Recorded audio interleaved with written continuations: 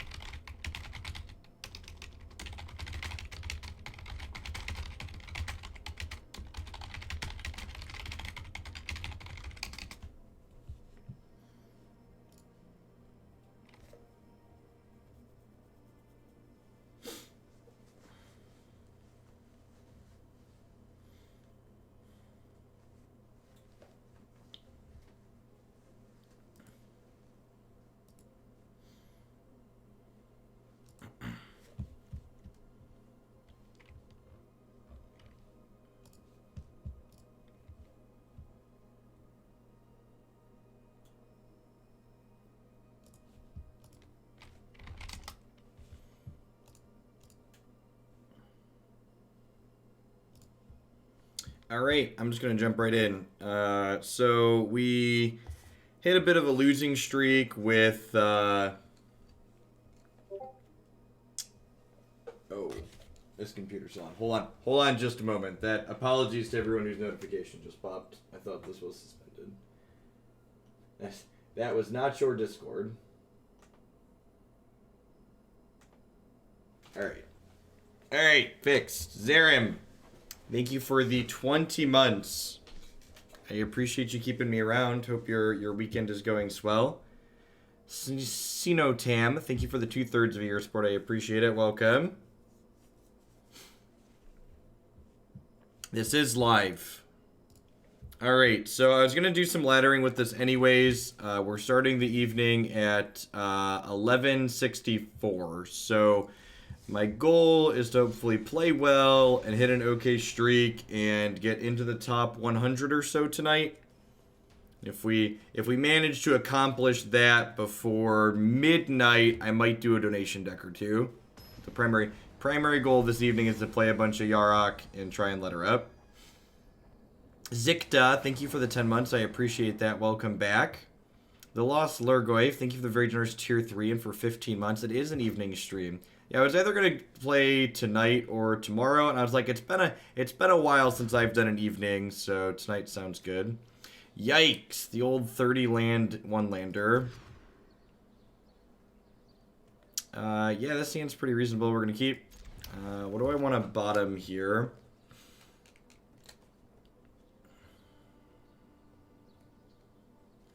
Jeremy Stinson, thank you for the 17 months. Alright, so I got a bottom 2.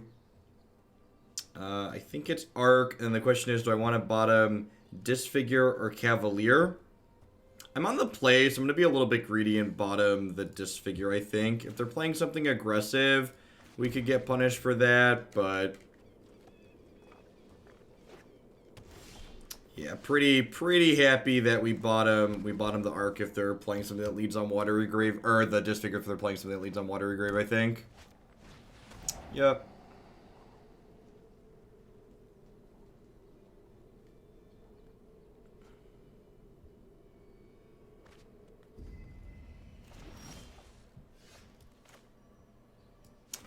No, can't say I really follow anything too specific that's Disney related. I saw, no, that's not true. I saw a Reddit headline that talked about they're going to be releasing some of their streaming stuff week to week instead of all at once, but I don't know, it doesn't really impact me. Cast down, sure. So Narset's like kind of annoying, but not annoying enough to Assassin's Trophy here. So she's going to draw them another card, but we don't really actually draw that many cards ourselves, so her static text doesn't really matter. And I'd much rather save Assassin's Trophy for something like 4-mana Teferi. Kind of getting ground into the dirt here, though. The mulligan to 5 and then get Thought Erasure is not exactly our best. Although Hinterland Harbor is pretty good. If we can get the old Field of the Dead online here, we could have a real shot. And that Cavalier ditched another Cavalier, which is a big deal because they're going to need to kill this 5/6. And once they do, it's going to floop another 5/6 on top of our deck. Unfortunate.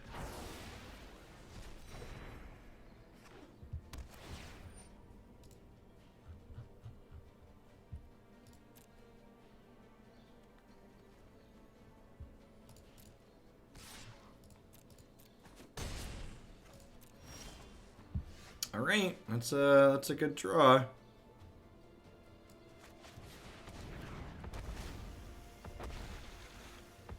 I'm gonna decline to reveal this. I haven't played a land for the turn, so it comes into play untapped, makes a 2/2. So like, we're pretty far behind. One of the things that I really like to point out when you're playing this deck is that this matchup always feels much worse than it actually is, in large part just because your Field of the Deads eventually grind them out. Now, this is card for card the list I played in the MCQ. I think that list is great. It's like this idea that there's like this very nuanced metagaming that goes on is kind of nonsense in my opinion. It's all pretty much the same. Alright, so we're going to play Dismal Backwater to start, and the reason why we want to do this before we play Cavalier of Thorns is because this way, if we hit a second Field of the Dead, we can make 2 2/2s. No, I just clicked go live 30 seconds ago. We've been live for 7 minutes. This is match 1, game 1. I'm not trophying anything here, so I guess we'll just get the tapped land. I guess I can get a land I don't already have in play. It doesn't really matter. It's like 6 in one hand, half dozen in the other.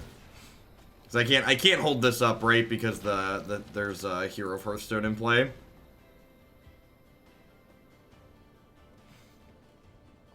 Now, one thing that's a bit of a concern here is because they have the Hero of Hearthstone in play, if they have a 7th land and a 5-mana Teferi, they get to go land 5-mana Teferi, alt their 5-mana Teferi with the Elder Spell.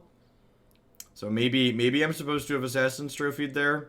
There's also, like, keeping this Assassin's Trophy in my hand is a little bit of a liability because they are a deck with, like, Bell Haunts and Thought Erasures in it. So, like, if I play out the trophy, I like have some of their things draw dead.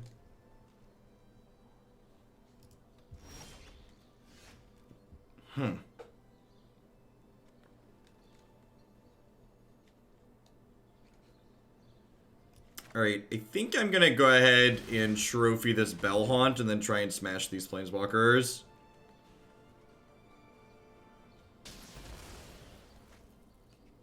Because the Elder Spell is looming.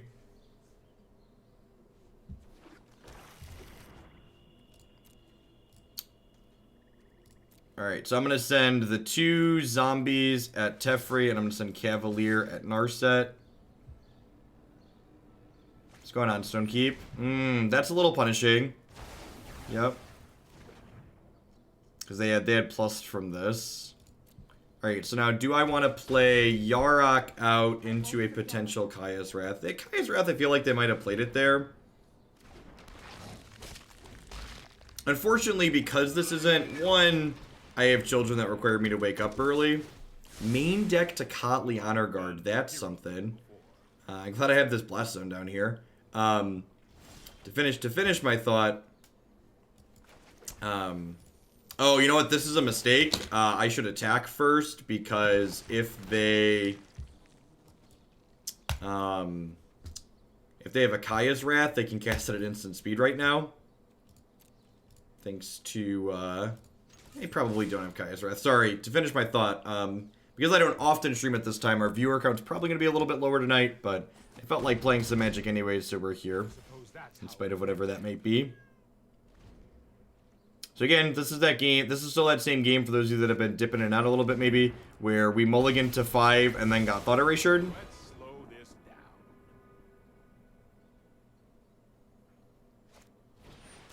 There's an Oath of Gaia, so I assume we're gonna see, yeah, they're gonna double tap the Yarok here. We're gonna bounce this and then replay it. It's a good line. I'm going to crank this blast zone up to 2 here. I don't know that I'm going to blow it up, though. Unless we hit, like, a Risen Reef on top of our deck, I don't think I'm going to blow this up. Or, like, a Cavalier.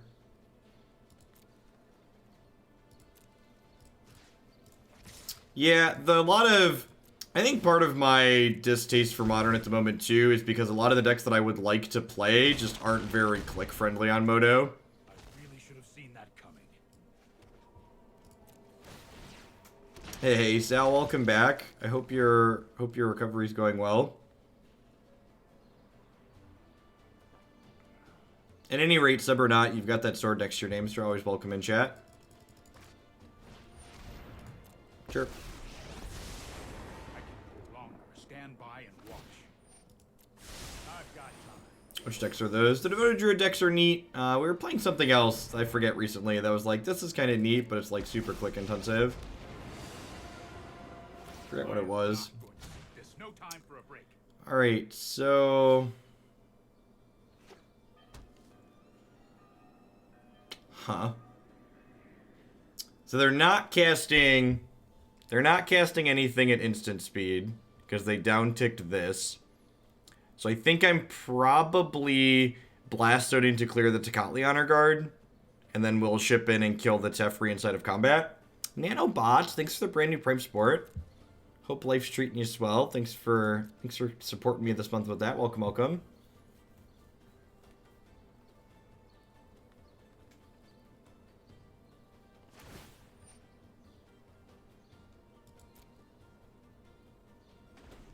Alright, I think I'm just going to go ahead and blow this up.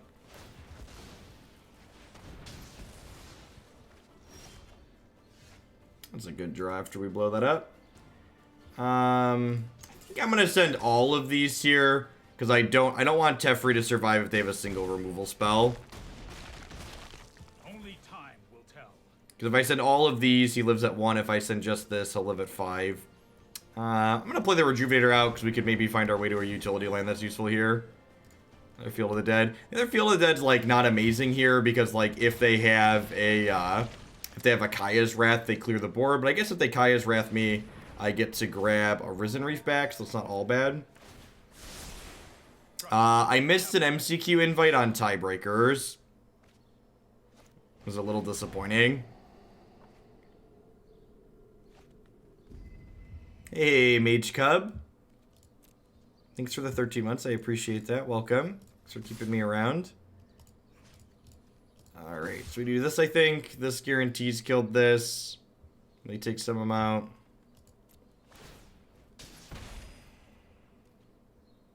Yeah, I mean, them's the breaks, right?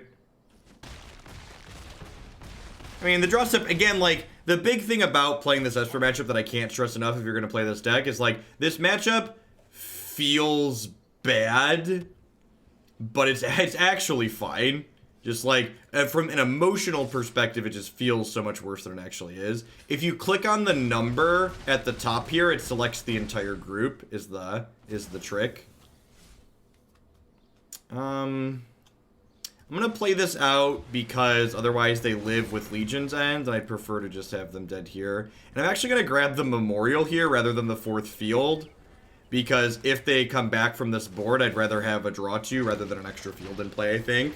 Lillipad Swag, thanks for the 17 months, I appreciate that. Welcome back. Another really good trick when managing tokens, especially if you're playing Field of the Dead mirror matches, if you click on the number of your zombies and then click on the number by their zombies, it'll 1-to-1 block all of the zombies in those piles. So like if you have 20 zombies, if you have like 10 zombies and they have 20 zombies, you click your 10, you click their 20, 10 of them will block each other 1-to-1. Alright, Noxious Grasp, Assassin's Trophy, and I've just been leaving 1 Disfigure in this matchup.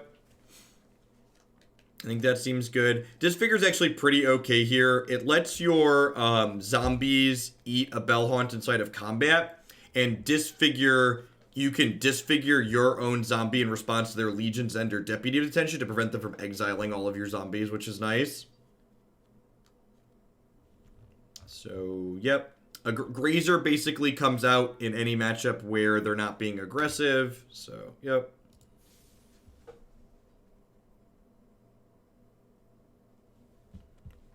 Yeah, it's been a while since I've signed on after the sun's been down. Been a hot second.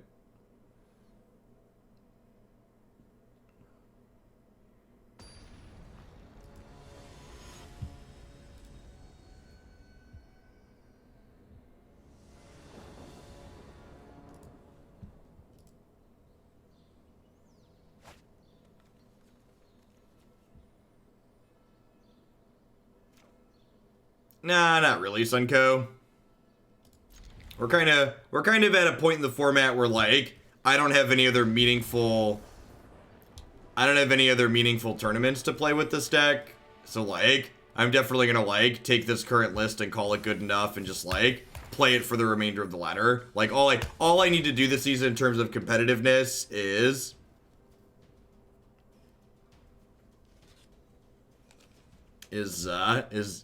finish in the top 1200 of the ladder this season. So you played any Bant bow since Field of the Dead Taken Off? We've not actually. We've played a little bit of green-white bow since at the very beginning after M20 drop, but we've not played any Bant. One of our subs, Trax, he streams a little bit. He streamed a bunch of Bant bow, and I know he likes it. I can see that being reasonable, though. Deputy of Detention's a great card. So I like this hand, but it's awkward that it can't cast a Thought Erasure on 2 currently. If my opponent's playing something aggressive, we're going to need to draw a Shockland or a Grazer, not die. Turn 1, Field of the Dead, probably okay. Or turn 1, Breeding Pool, probably okay for us, though. We'll lead on Drowned Catacombs here.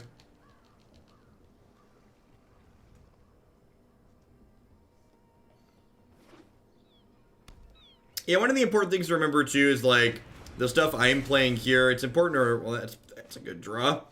It's important to remember that, like, the decks I play aren't strict representations of things I like or don't like. A lot of the things that I'm playing are just like decks that are decks that viewers have sent in for the most part. Yeah, I think I'm in for Rejuvenator. Definitely just taking Tamiyo there because she's gonna get back anything else we take. She's also their turn 3 play here, so by taking the Tamiyo, they hopefully don't have a play this turn unless they're duplicating this Leaf Kindred. Which, if they're duplicating the Leaf Kindred, I'm pretty okay with that. Seems like a good play on their part too, just like use their mana for the turn. So I get to do this. I think I actually want a Rejuvenator this turn, because my goal for next turn is going to be to play Risen Reef with Assassin's Trophy up. And the reason why we want to do that is because we want to be able to trophy their Cavalier in response to them quasi-duplicating it. This looks like the green-blue quasi-duplicate mid-range deck that plays usually 4 Nexus of Fate, and they try and go infinite by casting a bunch of these again. I think the Keith's deck is very competitive. 5 lands, yep. So post-board, this is definitely an Unmoored Ego matchup for our side of the table. Alright, so, that's another Rejuvenator. I think I'm actually just gonna lead on that. So I get my ramp on.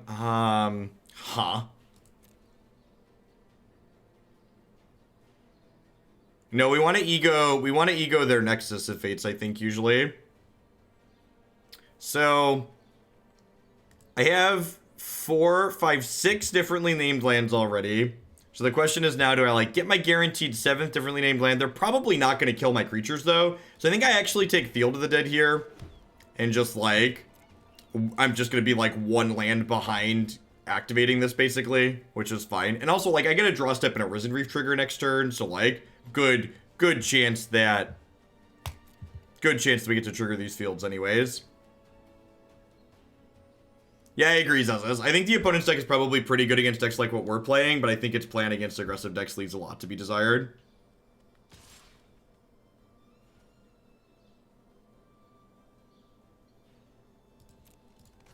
I have the best last name for creating nicknames. I don't know about that one.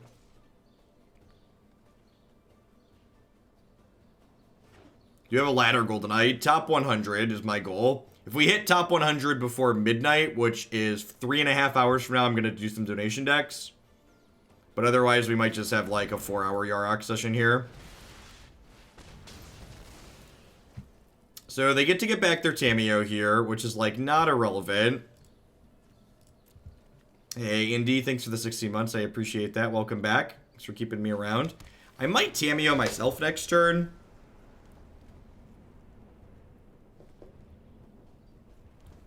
I think Jund Dinos is one of the harder matchups for this deck, but I also think if you know what you're playing against, it's plenty winnable.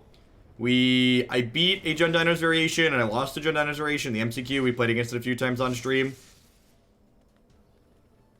If you, like, knew you were going to be playing against a lot of Jund Dinos, I would recommend doing things like, what's the best hedge? You could put cast downs in the main deck. Why did they put the Tamiyo on top of their deck if they were just going to do that? That's so weird. Alright, so now the question becomes, I have this Overgrown Tomb and I have this Risen Reef, so we're definitely playing Tomb this turn to trigger the Field of the Dead. I think I just, like, Tamiyo, pick up trophy, cast trophy, right? Just, like, trophy their Tamiyo. Like, they're on empty at that point.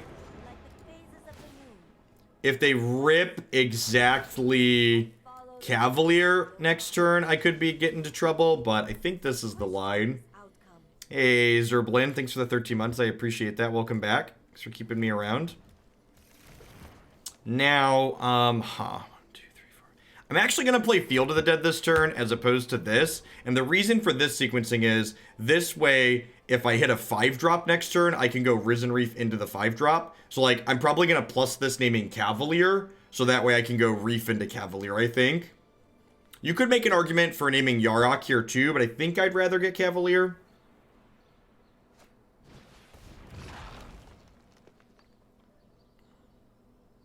So we'll wait and see what we draw, but yeah, I'm gonna go ahead and plus this and name Cavalier. Yarok would draw us 3. Yarok would draw us 2, right? It draws us 2 extra.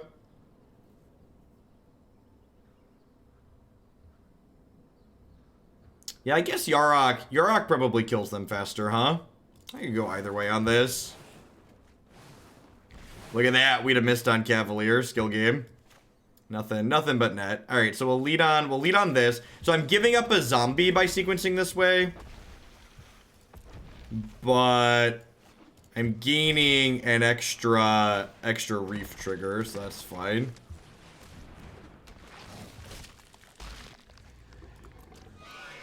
Hey, what's going on? What's going on, Justin? It's been a hot second.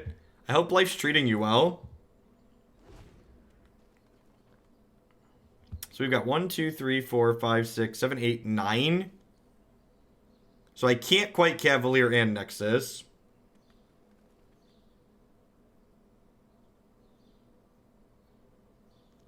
Hey, Boston. Thanks for the brand new tier 1 sub. Or converting. Thanks for staying on at any rate and keeping me around. I appreciate it.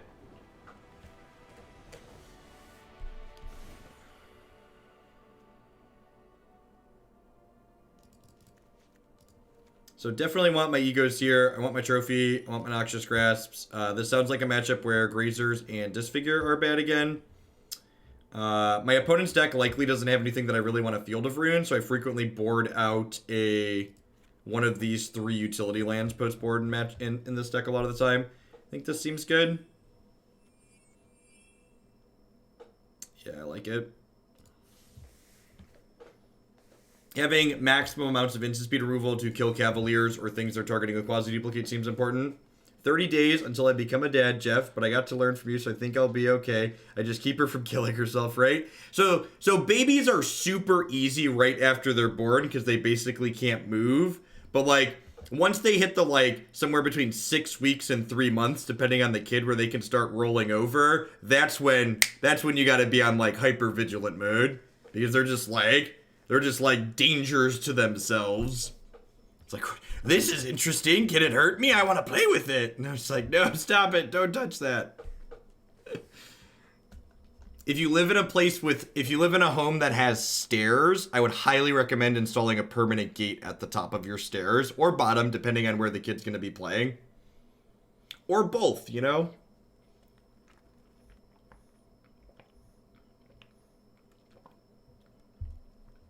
Permanent gates are a good investment though.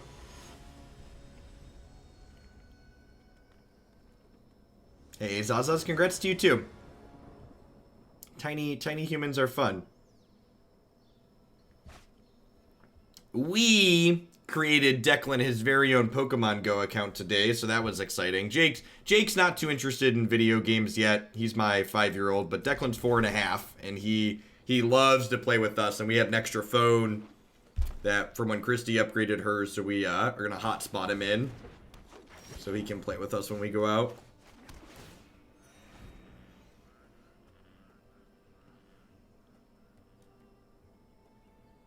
Do kids have the ability to fall upstairs? No, but they can crawl up them and then tumble down. Alright, so we're going to play this, looking for an untapped land here.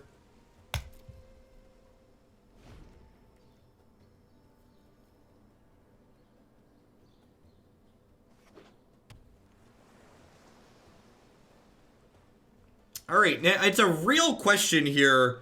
Do we ego Cavalier or Nexus first? I'm inclined to say Cavalier, just because quasi-duplicating a bunch of Cavaliers could kill us.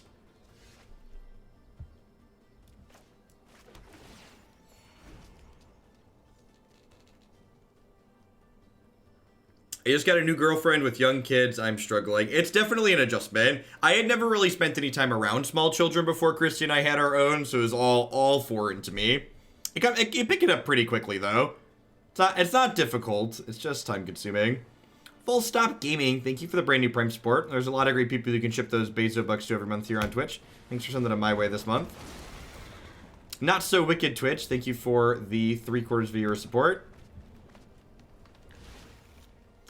Selfishly using my 9-month sub as a shout-out to my boyfriend Curtis, wishing him a happy birthday. Happy belated birthday, Curtis.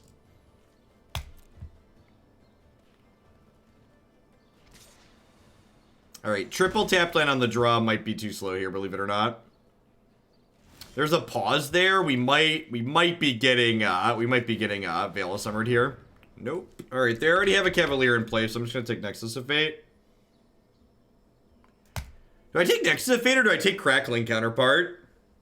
Is it crazy to take? Or what's the card? Quasi-duplicate? Is it crazy to take Quasi-duplicate? It's either Nexus or Quasi-duplicate. I want to take Nexus. Yeah, see, this is the problem. I feel like I'm just dead here, right? I'm probably dead. They brought in Selective Snare, 1 Veil, multiple Selective Snare, River's Rebuke. How many Veils do they have? They have 2 Veils, and they brought in Ceratops. Yeah, I'm not sure that we can beat their hand here, right? Because like I'm just not gonna have anything going anytime soon. Like they're gonna get to Reef plus Quasi duplicate this. Yeah, my hand was just too slow and didn't do anything.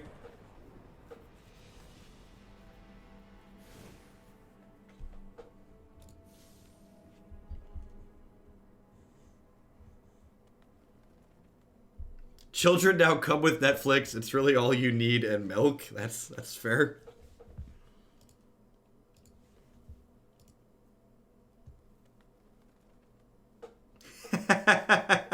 Nice all night. I do have a very distinctive voice. Some find it grating, but it's definitely distinctive. Awkward.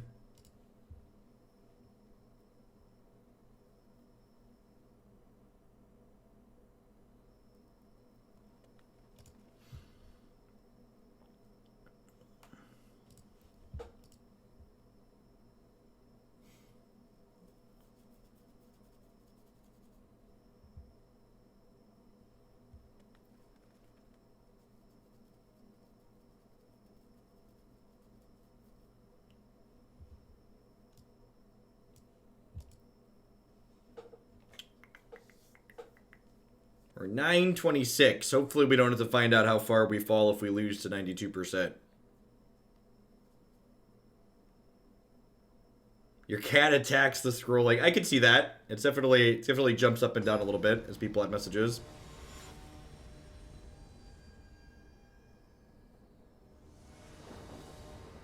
keep you on YouTube, but I haven't seen your hopes and dreams about getting a good one-drop fairy in the new set. So, I don't have a source offhand, so I'm repeating second-hand information, so it might not be 100% accurate, but I thought I remember seeing that they weren't going... I heard that they were going to explore fairies in different colors, which I guess we could get a good black fairy. But like, what if the fairies are like green in this new set? Yeah, I basically just don't want to get my hopes up too much because they could be dashed away. All right, sweet. Our Thought Erasure is not getting Veil of Summer, so that's nice. Yep, let's take Risen Reef. I think I'm happy to leave Field of the Dead there. But I think my plan is to just ego the Cavaliers here.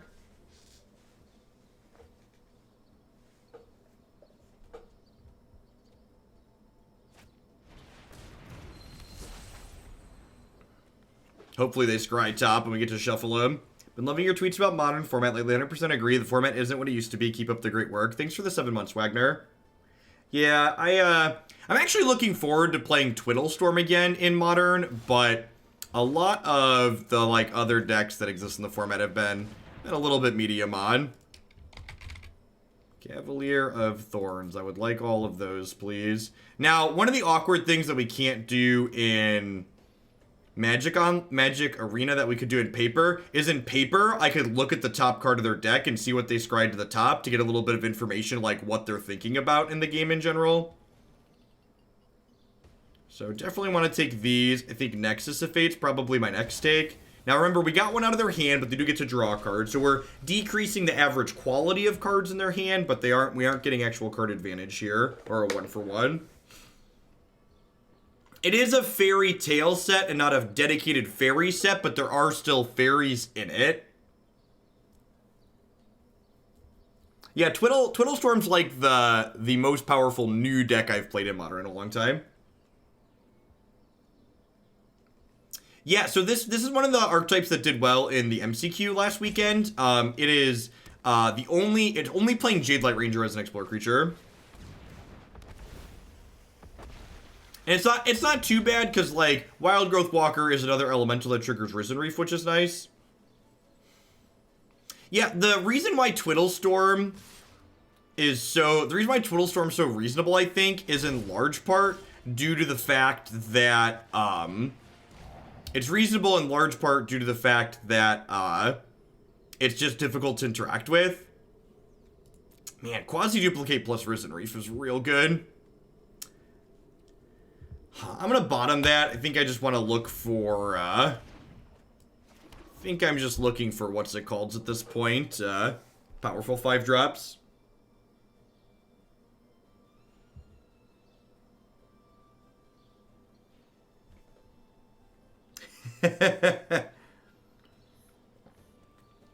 Yeah, we're gonna get to all the things in the queue eventually.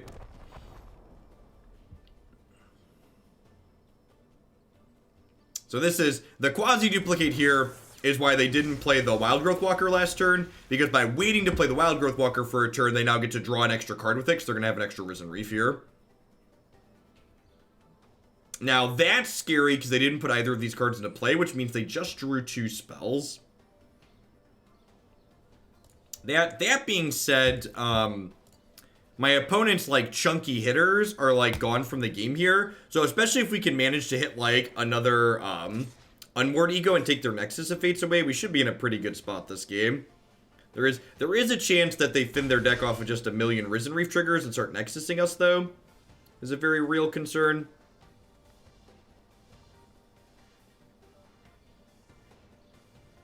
Well, they have Jade Light Rangers and Wild Growth Walkers.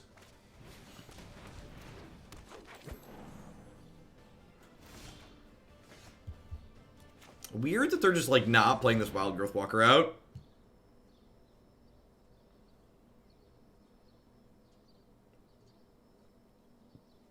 Oh, they must not realize this gives them priority. Yeah, it has a turn 3 kill, but, like, is also difficult to interact with. So, like, its Goldfish is relatively fast, and the axes that you have to interact with it on are minimal. So there's other decks that are faster than it on average, but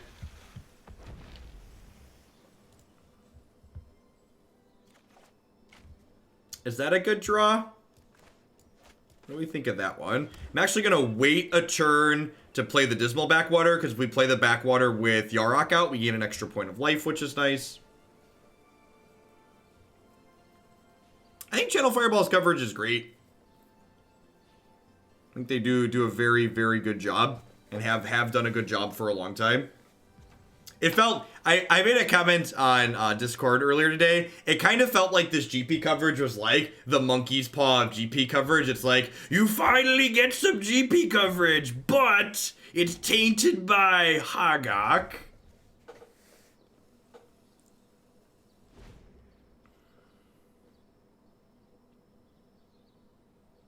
So they're going real deep with this Wild Growth Walker here, because they're going to get to duplicate this Reef again here, and then so they're going to draw 6 cards this turn, which is a lot.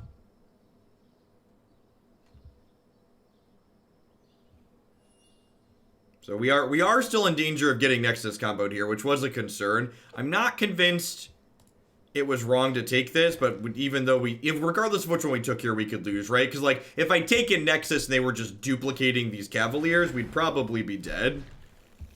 They're just Nexusing this turn. Interesting. Yeah, comparable to Legacy Storm is definitely reasonable, I think. Yeah, I think my opponents played this game really well. They made a lot of decisions that I agree with. Again, I feel like they are currently in the driver's seat based on how this game is playing out with all these Risen Reefs.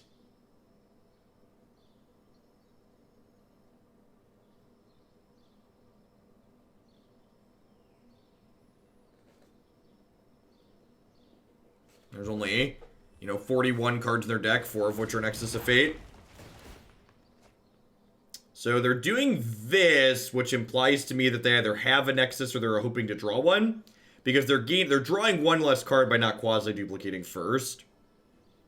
Maybe they also could have a Jadelight Ranger in hand, and they want to duplicate the Jadelight Ranger to, like, get a heavy hitter into play. But this makes 2 mana currently, so, this is 3, 4, 5, 6, 7. So if they have a Nexus of Fate here, they can, like, attack for 2 and then take another turn, and then potentially bring even more pain. Like I said when we started, I think this matchup's probably bad for us.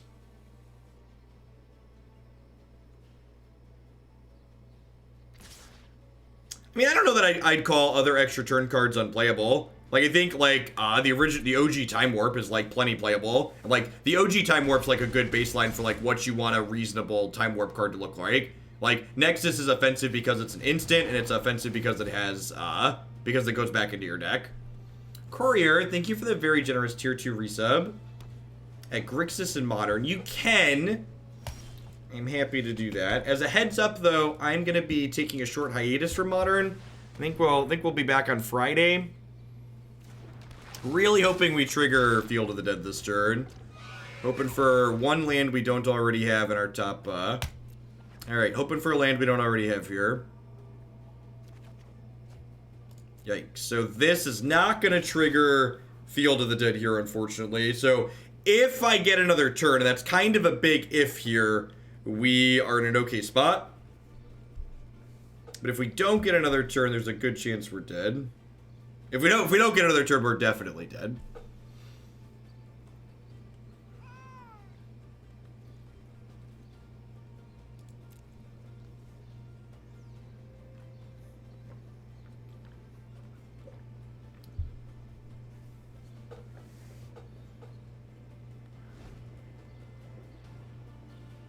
They just moused over our stuff. So our opponent had 2 selective snares in their deck we saw with our Unmortigo. So I wonder if we're about to get selective snared.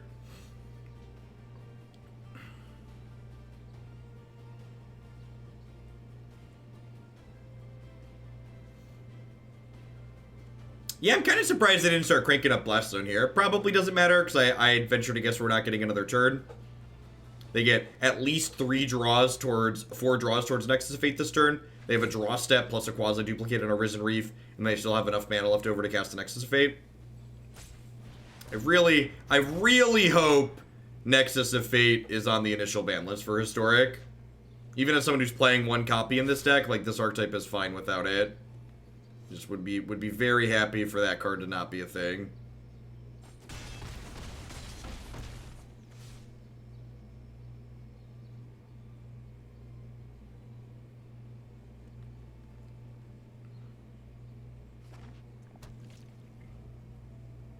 Are we duplicating a Reef yet here? Like, what's the plan? Weird that we chose not to haste that. Alright, so I'm gonna start with Memorial to Folly. 5, 6, 7, 8. I guess I start with Drowned Catacombs, and then I can go Reef into Yarok. Is that the proper sequence? So if I go Yarok into land Reef, I get 1 less Reef trigger, but I get 2 more zombies. Is more zombies important? More guaranteed zombies is probably important, right?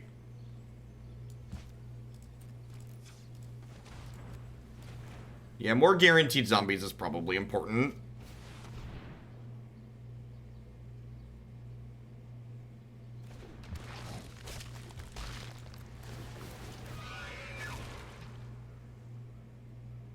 So we're dead to their Fun of Reverse Rebuke next turn for sure.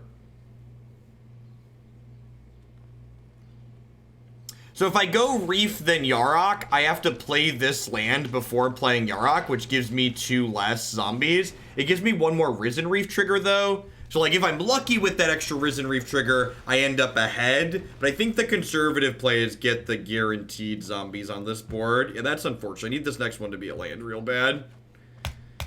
Alright, probably dead here. That's unfortunate. Correct, they cannot quasi-duplicate Shifting Ceratops. Yeah, let's go down Invictus. Yeah, I wanted to do some laddering.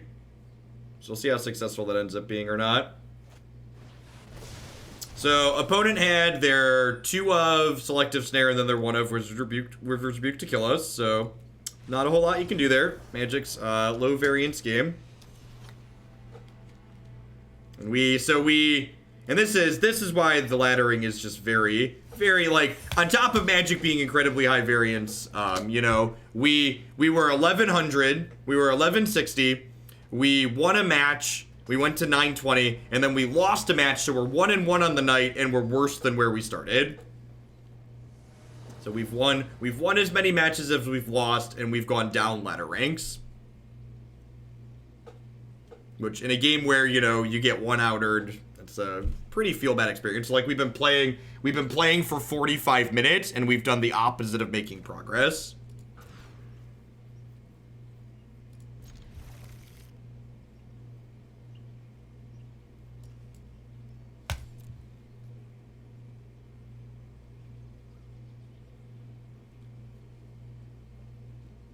If I don't make it to a reasonable ladder rank tonight, I'm probably gonna give up on laddering for the season.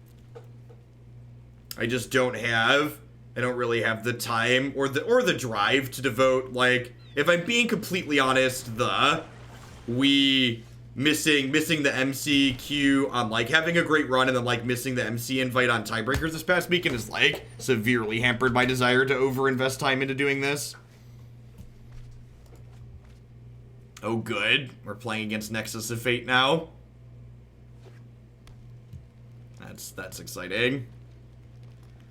Alright, I guess we'll kill Search for Azcanta, even though they're going to have a Tamiyo to pick it back up. Because that's how this works.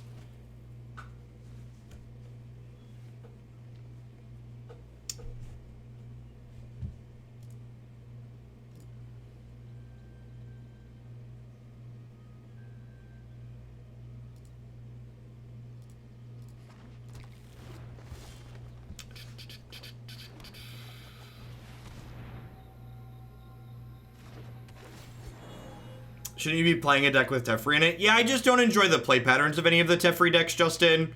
And like we're talking about, Magic just is a game that's, like, basically gambling. So, like, there's so much variance in it that, like, if you don't like the deck you're playing, you should play something else.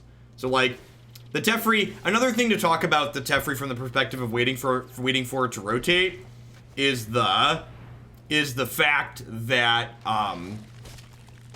Teferi is a card that I'm waiting for and excited to rotate, not even from a pure power level perspective. It's not just a strong card. It's a card that creates bad games of Magic, in my opinion. So it's a lot like Ensnaring Bridge or Blood Moon in Modern. Like, I don't think Blood Moon's a card that's like too strong for Modern, but I think it's a card that just like creates games that I'd rather not be playing. It's a lot like Nexus of Fate. I don't think these Wilderness Reclamation decks are even good, but I think that the types of gameplay that they create is miserable. And like, this is such a great example, right? Like, I'm not gonna have fun playing this match, but like, if I concede this match because I'm not having fun, I'm gonna have to win 2 more matches. So like, I have to like, well, do I try and take my chances spending 35 minutes here, or do I like give up that time and go do something else, right? Like, I think there's a good chance we play for 3 hours tonight and don't make any progress and we just give up.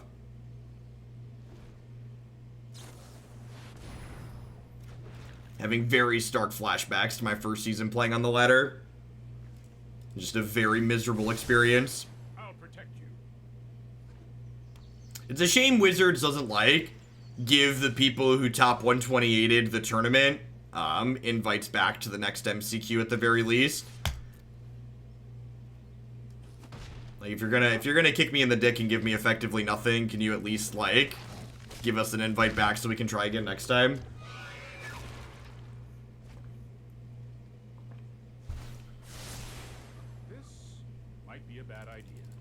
I don't even think it's fun, Justin, and that's the problem. Like it's just such a great comparing it to Blood Moon is such an apt comparison, because like Blood Moon, even when you're playing it, I don't find it fun. Maybe I'm just supposed to trophy here. If we're really lucky, this will find lands that cast trophy. I think I'm supposed to trophy here. I think I'm supposed to Rejuvenator plus trophy this turn. Look at that, nothing but net.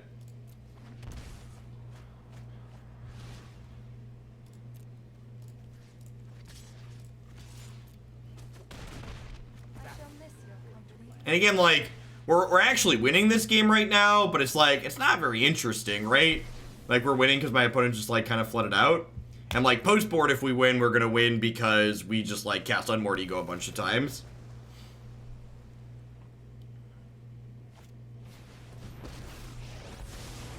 Sorry I'm late. Here we go.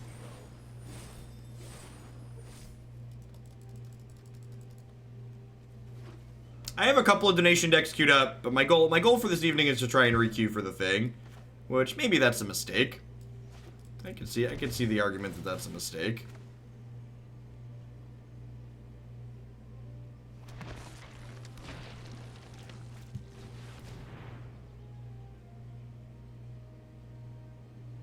They have a counterspell in their deck? In their main deck? 10 out of 10 getting Blast Zone here.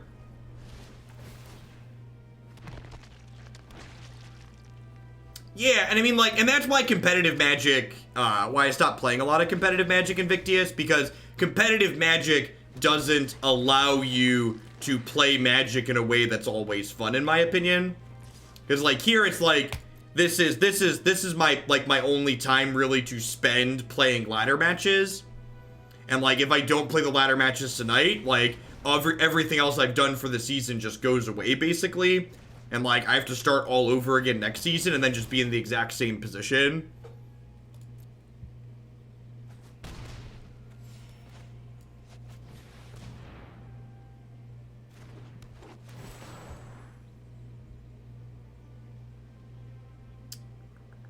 I guess we just get that and scry anything that's not a utility land at the bottom.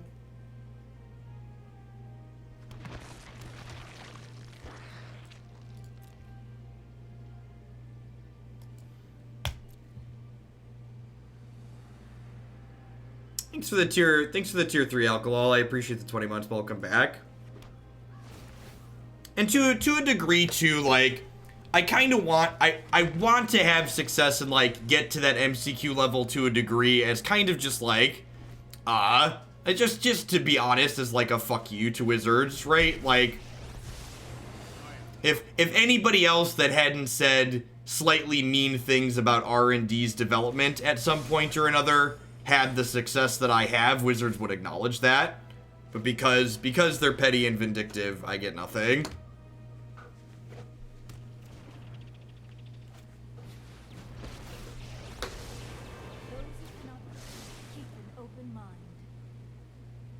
Is this supposed to be a Golos deck? No. No, I think the opponent's just playing some weird... Maybe they're a Golos deck? I don't know. I think they're just a Nexus of Fate deck.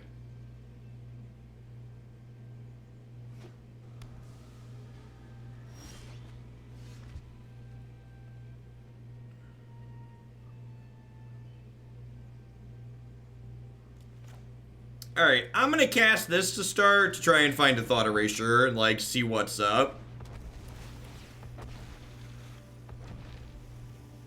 I'm gonna decline this because I can play a land for the turn still, and I can put that into play untapped. This Scry is sweet because I can still Cavalier of Thorns into a thing.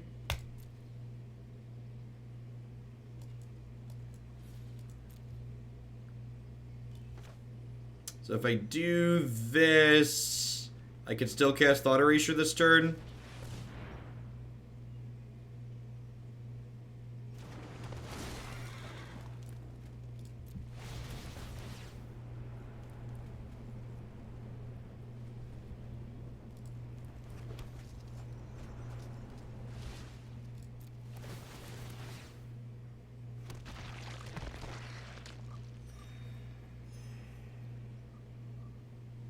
There goes one of our erasures. I guess that's true. This could be a flame sweep. That's a good read. That could be something that they're in red for, which means making all of these zombies before I attack for lethal could be a mistake. I just really wanted, like, it could be, I guess it can't be settle, huh? It can't be settle.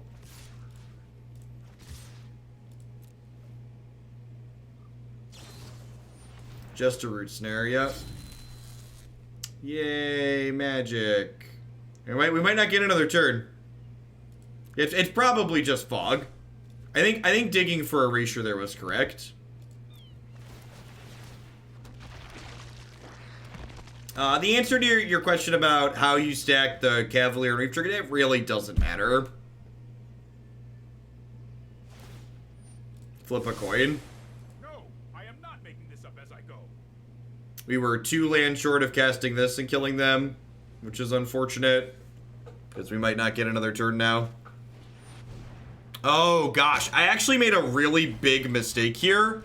This is subtle, but I should have left my Field of Rune up, because they can get an Azcanta and then take a turn and flip their Azcanta, and once they flip Azcanta, we're less likely to get another turn if they keep the flipped Azcanta in play. So I should have left Field of Rune active.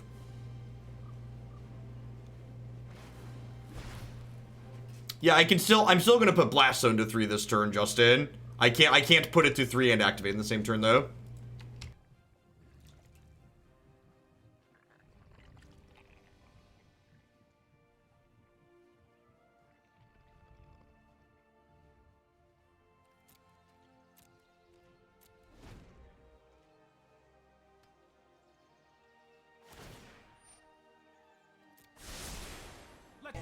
I mean, I can see the mobile in the browser.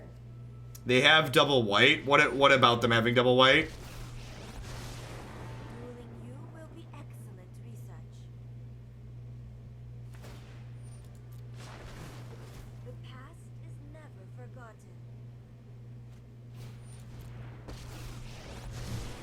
The focused and disciplined encounter no obstacles.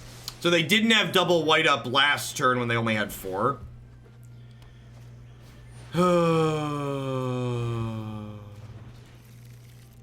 So they get 8 looks at Nexus this turn. Here goes nothing.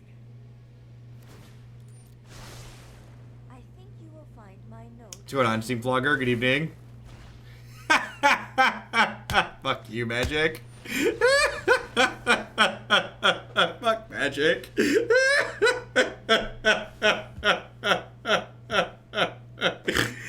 Oh, this game blows sometimes. Oh.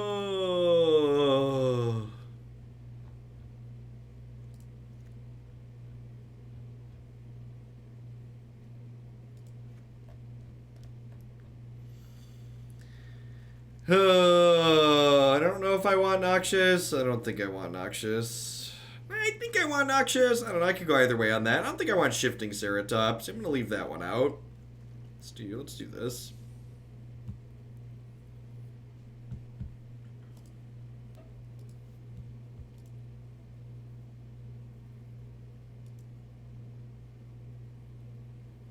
Christy was here for a brief moment. She came down to ask me something.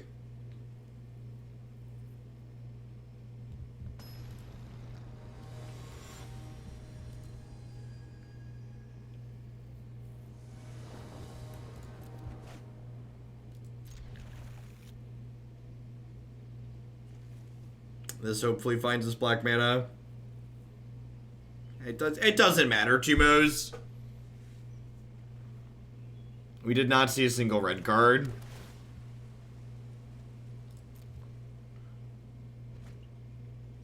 Yeah, I think you prioritize naming Keith's with Ego.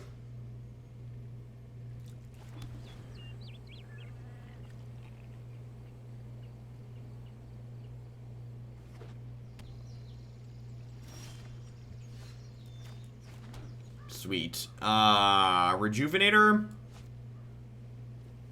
Yeah, let's Rejuvenator. Ban and restricted updates on Monday. They'll ban something from Hagak, and there'll probably be no changes in most other formats. Maybe Pauper. I don't know how Pauper works. I've heard negative things about Pauper and Arcanum's Astrolab, so maybe they'll change something in that format too.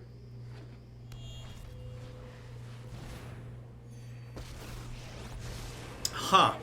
They have Interplanar Beacon? They have a red Planeswalker? That'd be interesting. What red Planeswalker could they be playing?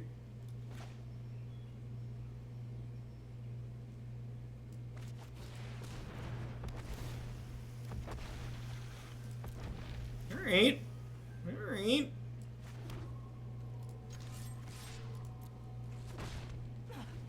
Sarkin to kill me? Sarkin to kill me seems so unnecessary. Meditate and prepare.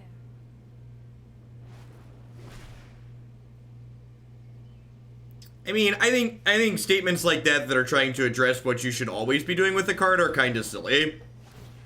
I think like most things in Magic, a statement like that, context is key, and like what your deck is doing is really important. Like what deck you're playing, what matchup you're playing, what other cards you have in your hand. Like all of these things are important to like determining what you should be doing with your cards. Hey, Oms, thanks for 11 months. I appreciate that. Welcome back. Thanks for keeping me around. All right, if we get another turn, we're going to be in a pretty good spot.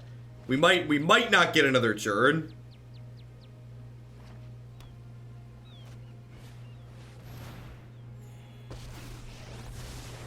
This isn't a fight you can win. Maybe I might just be conservative and like Ego plus Trophy next turn, honestly. I've got it.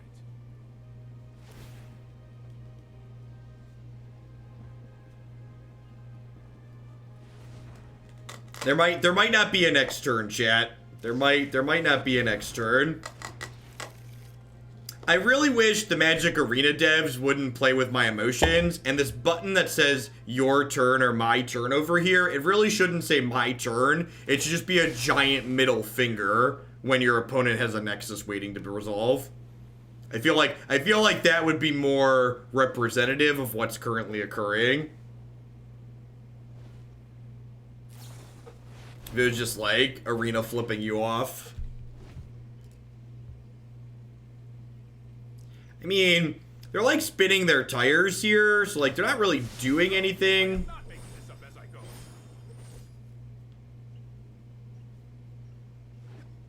Still think it's more nuanced than that, Tamiyo. Players often like to look for these hard and fast rules they can memorize, but a lot of the time memorization just doesn't apply. There's a lot of it depends. I'm gonna start by doing this.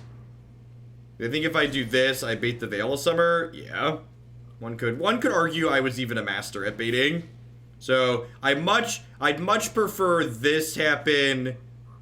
I'd much prefer that get Veil of Summered than this get Veil of Summered, so we'll lead on that. And I can't, because we're currently playing Hearthstone, I can't even just trophy this on their next turn. So my interaction is done.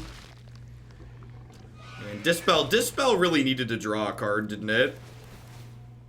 Now, fortunately, my opponent doesn't have a Tamiyo, and they don't have a Search for Azcanta, so they can't currently draw extra cards every turn, which is good. We got that going for us.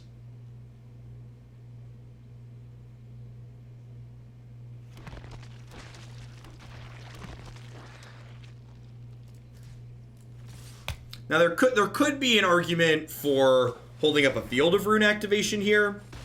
Hey, that was uncalled for. That was uncalled for. Shut up, Tefri. You got what you deserved, and you're aware of that. This might be a bad idea. So the next turn is theirs because they cast the Nexus on our end step. Thank me later. Don't worry, I got it.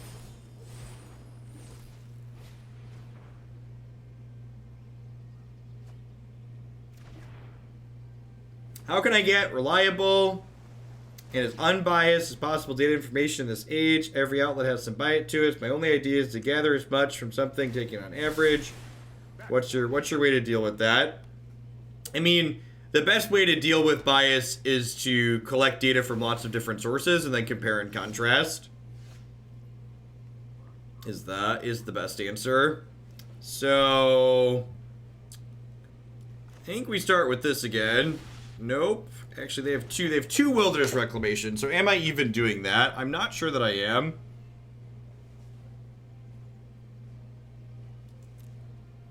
Alright, so let's send these here and send these here. Nah, I'll send one extra here. I assume we're gonna get Root Snared, sure.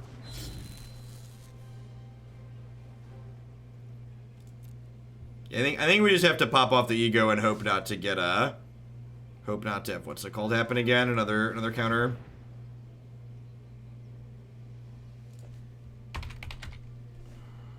That one. I would like you to not take an extra turn ever again. How are you killing me?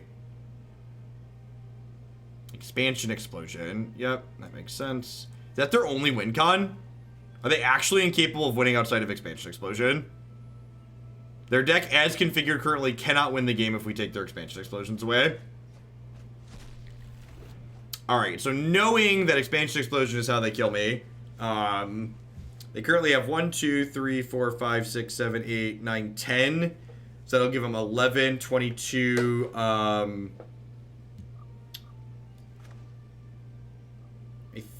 think I'm gonna just trophy this then.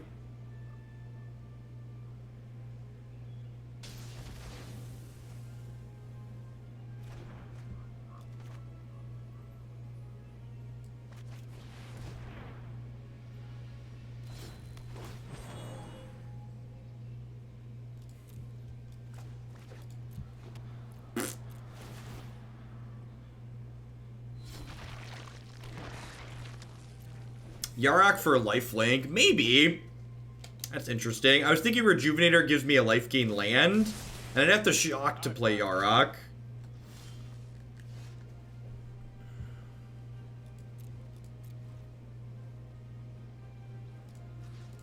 Alright, so this doesn't matter because they're fogging. How are we running so far? Very badly. Our last match, our opponent one-outered us in a game where we were stabilizing. It was not a good scene.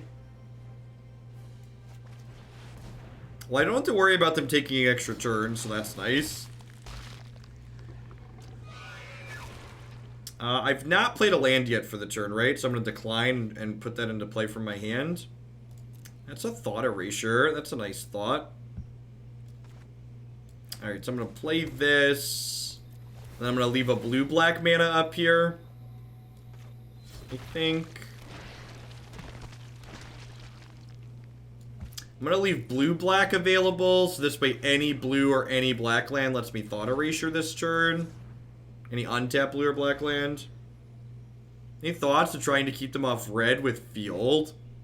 That's actually a really... No, that doesn't matter, right? Because they can... Because they float mana. So I can't field them twice, so that's not a thing. So until I can get rid of the Reclamation, fielding them off of red doesn't do anything.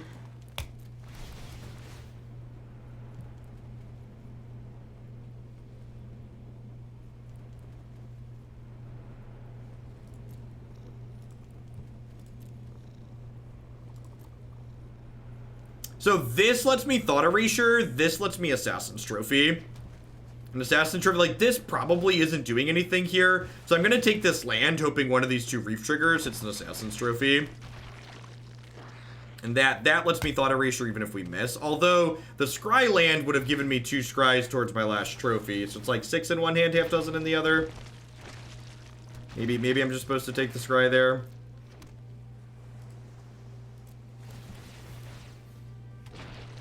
I left my Nexus of Fate in.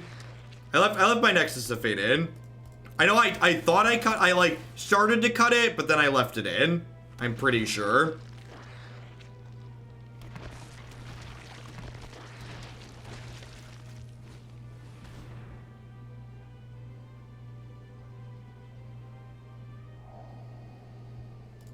Oh, that's a good one to take. Beep.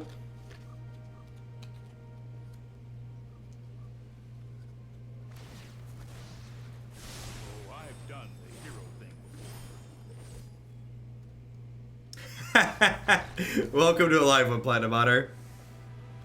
Alright, so now here's a question.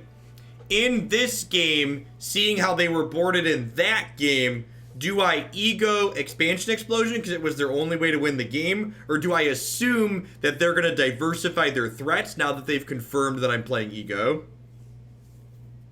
Yeah, relevant links are always welcome in chat. The chat rules are really simple. Act like an adult, you'll be treated like an adult. Act like a child, you'll be put in a timeout like a child.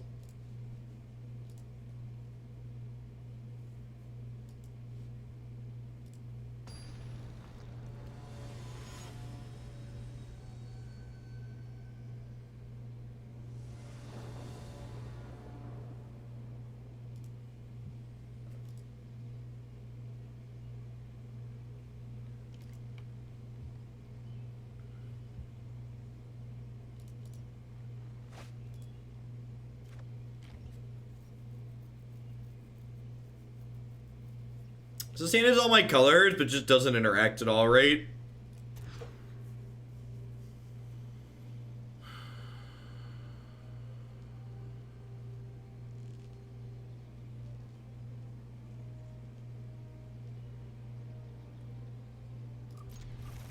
I don't think I want to go to 5. Just draw a green source. Perfect. I'm gonna bottom that, looking for more interaction.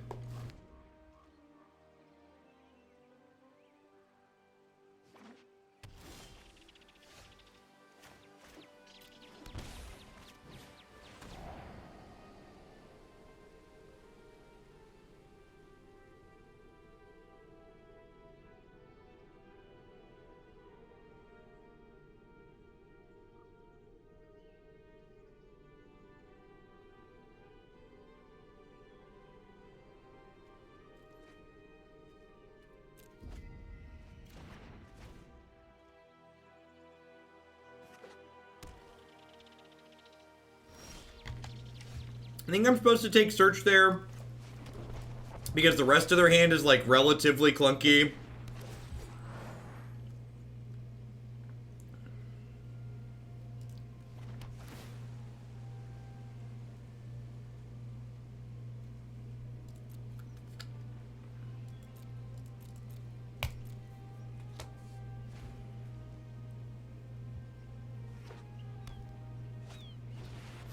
That was a good draw.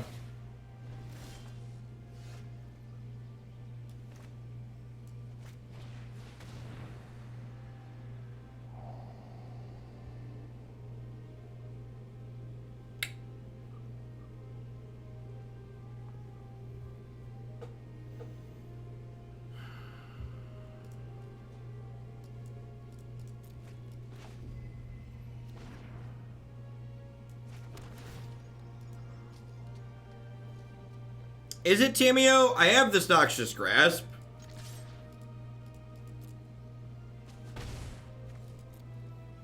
Like, I get it that, like, the Tamiyo, like, picks the Drawn from Dreams back up, but that, like, takes them a turn at least. I am Tamiyo. If they're greedy, we get to 1-for-1 them here. If they're greedy and plus, it's really good for us. Yeah, they're being conservative and picking Drawn from Dreams back up. This is a good play on their part. Our time together is finished. I don't know. Oh, that's just like, it's just a position where, like, all of our choices suck, right?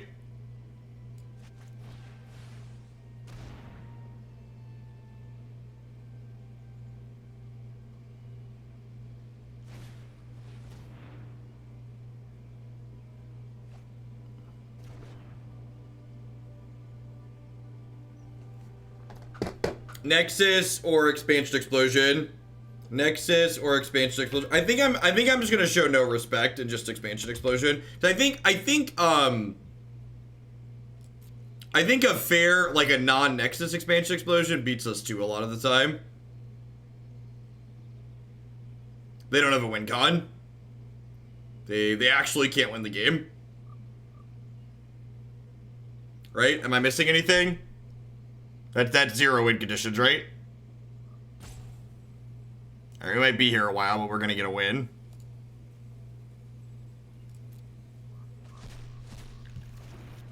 Was there a Cavalier? Did I miss a Cavalier in there?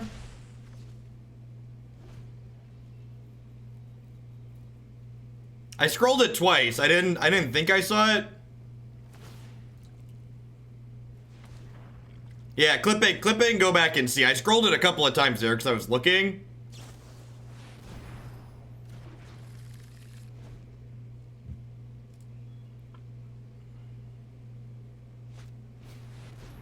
Yeah, they can't. How would they deck us? If they just sit there and take turns, they just burn their clock. So we might have to wait 14 minutes, but I don't think they can win anymore.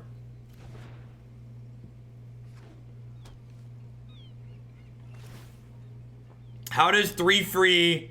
We can still deck because of 3 free. So how does that work?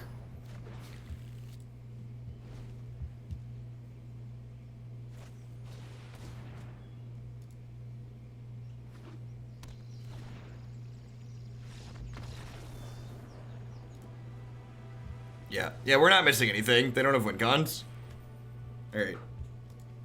Look at that! We've been playing Magic for an hour and a half. And we are... I believe we started at 1164. So we're 2-1, and we've gone up 1 position. It's gonna be... Yep.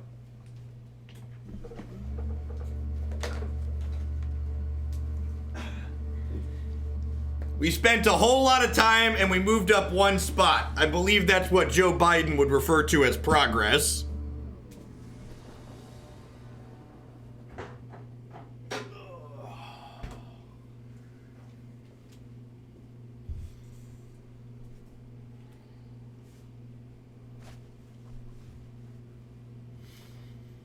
Alright, easy mulligan here. This hand's not amazing, but it's fine. I think we're throwing back the Drowned Catacomb. Want to keep triple green. Good, bad, and ugly. Thank you for the entire year of support. Let's get you a sword to go with that shield. Thanks for keeping me around. Hope you're having a good one wherever you're at.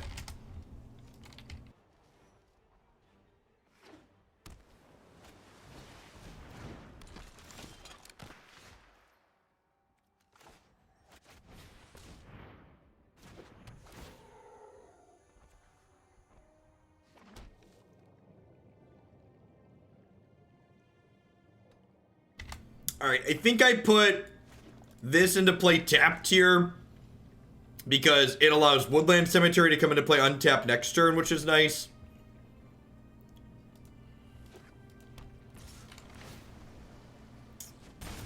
Can I point out that I made a Joe Biden joke and our opponent's current username is fake news? I just like my opponents to know that I appreciate them. I appreciate you, opponent.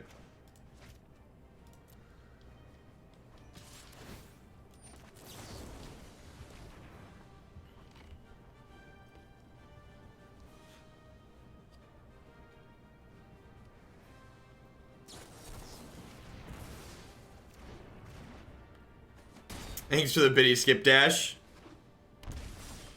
Blue-black pirates, eh? Alright, let's make some land drops, shall we?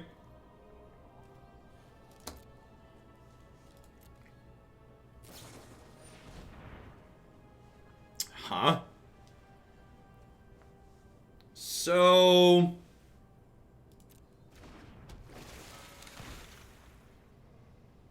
Well, I appreciate the last year biddies. I think I thought about trophying an end of turn there, but I think I just hang tight because I have this blast zone. Party Bus CEO, thank you for the 7 months of support. I appreciate that. Welcome back. Thanks for keeping me around. Hope you're having a good one wherever you are. Wow, it's great that that resolved. I already have a breeding pool. I do not have a Hinterland Harbor, so let's grab that. Trigger this Field of the Dead.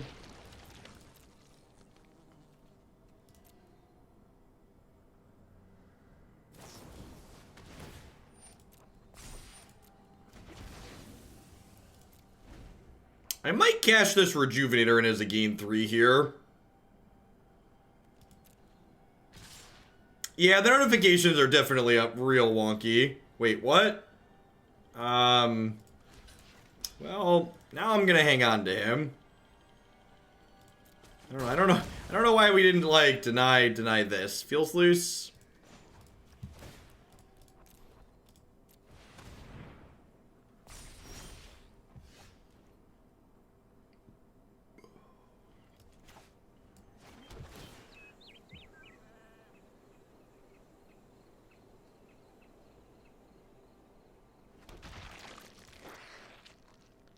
What's the reason Nexus is only banned in best of 1, but not in best of 3?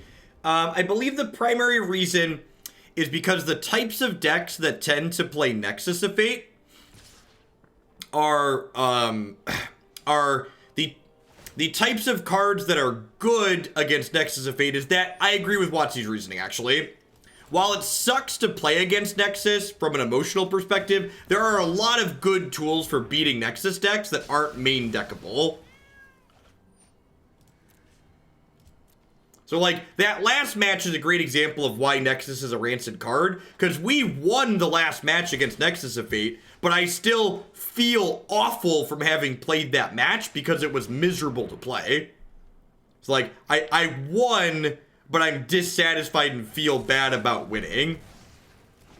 Which I always feel like that's kind of a red flag. Like, if you're a game designer and someone has won your game and feels bad after they've won, you should probably take a step back and, like, think about what they've experienced and why they've experienced that. Hey, Athorisar. It is, in fact, Hoagland After Dark.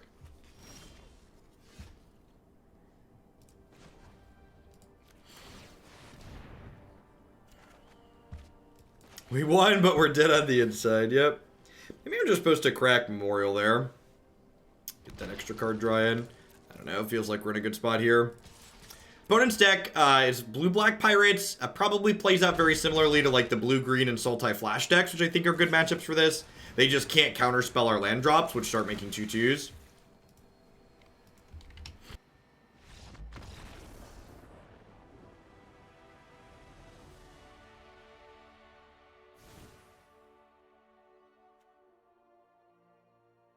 I agree, it's very confusing for new players, Skip Dash.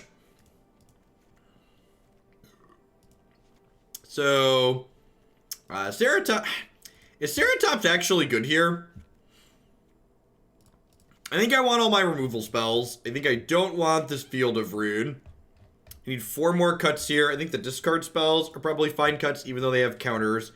Is it crazy to cut Yarok in this matchup?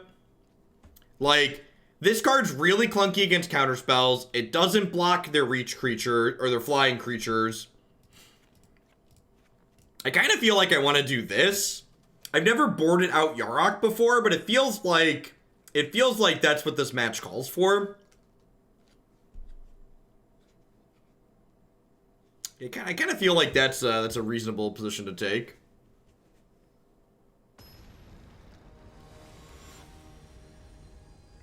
So, like, one of the nice things about Ceratops here is that it can gain reach and block their blue creatures. This hand's absurd if we draw an untapped land in our first 2 draws. Hey, what's going on, Ghosted? Yeah, I need to try and do random off-time streams more often as time permits. When rotation happens at the end of September, we're definitely going to do some evening streams and some more weekend streams. This hand needs a 3rd land, which is a big ask in our 29 land deck because I've played Magic Arena before, but if the shuffler isn't flat, we'll get there. See, flat shuffler every time. Illuminati confirmed.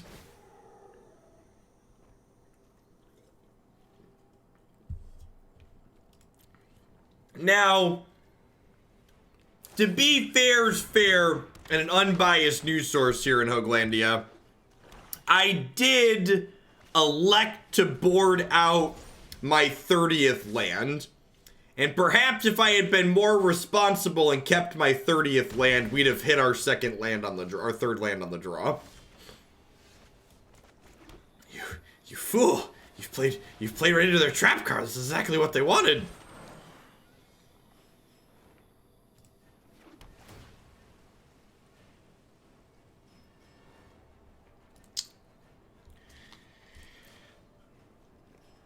I think I'm down with the Disfigure here. I can Rejuvenator plus Disfigure next turn, which is nice.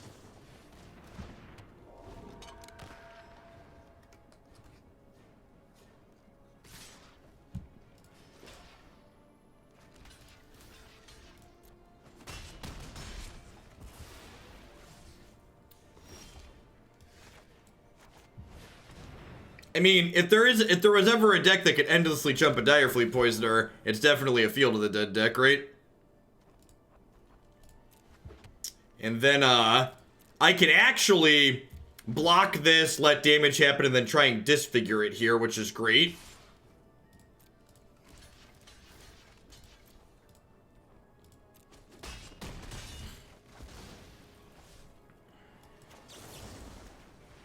What's going on, Nectar? Yeah, we're doing an evening stream. If you want to hear about the most Midwest thing ever, Christy and I took the kids to the annual Sweet Corn Festival this afternoon. So that's why I wasn't around this afternoon, because we were at the Sweet Corn Festival with the kids.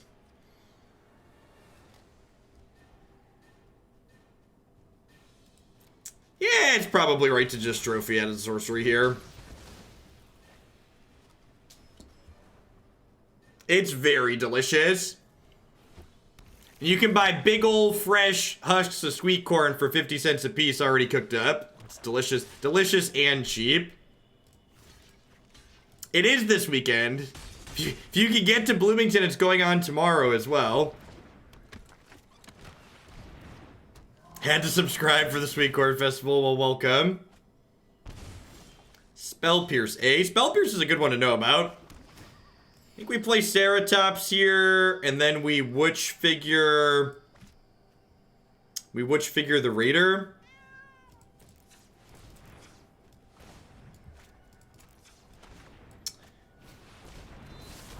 Although I think I want to leave this with Reach here, because we might get to eat something this turn. I can just play around the Spell Pierce next turn.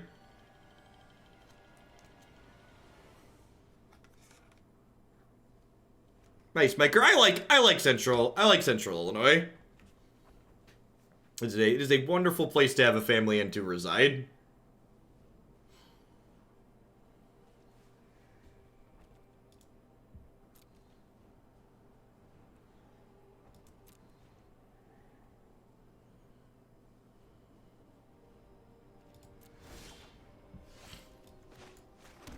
That, make a 2/2, scry, get an extra mana permanently. So what's up? Yes, correct. They also can't target it with Ceratops, which is true. So now the real question is, when they draw a card here at end of turn, do I kill both of these sailors? There is sweet kettle corn. In fact, I have half a bag of kettle corn in my card too. It's very, very good. Ever been to the Morris Corn Festival? I haven't, but my grandfather actually has a camper at a trailer thing there that like older people mostly live at. Retirement group area of people. So I frequent Morris a couple times a summer usually. Yeah, Ceratops can gain reach. So I'm gonna kill both of these here.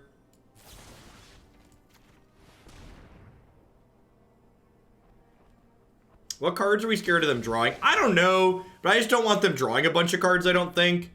And, like, it's very hard for this to draw a card on this current board state. And, like, I have a cast out on top to deal with this next turn.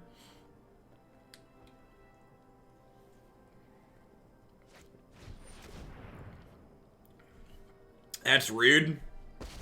Miker, thanks for the 3 months. I appreciate it. Welcome back.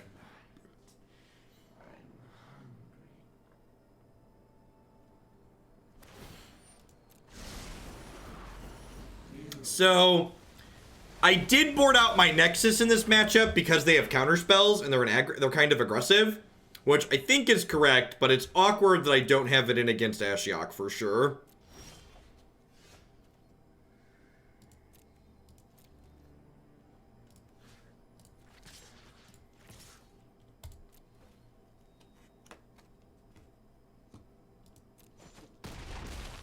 No, this is card for card the MCQ list. I was pretty happy with how the deck played the MCQ.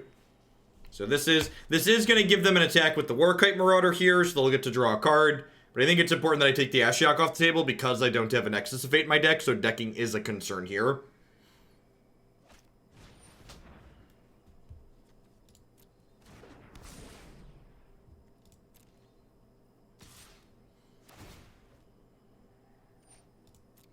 Yeah, I agree. Since we cut the fourth Thought Erasure for the Miser, the 30th land, I felt like I've been really happy with where the list is.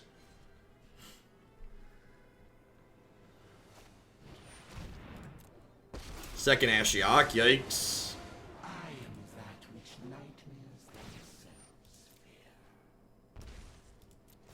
Towards having me say trans rights, I guess. All human beings should have equal rights, regardless of who they are, what they look like, or where they come from. Doobie, thank you for the 10 months of support. I appreciate that. Welcome. Thanks for keeping me around.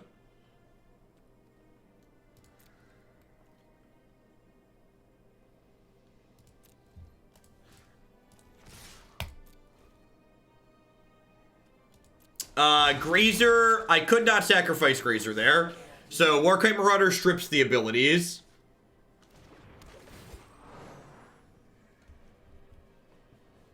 Blast Zone is excellent here, right?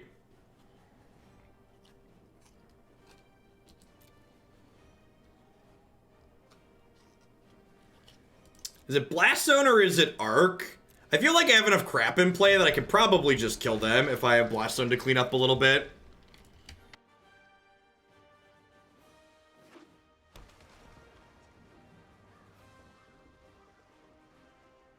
We're looking to fade Noxious Grasp and Cast Down here. I got a copy of Legion's End, maybe. They're mousing over my Zomboys.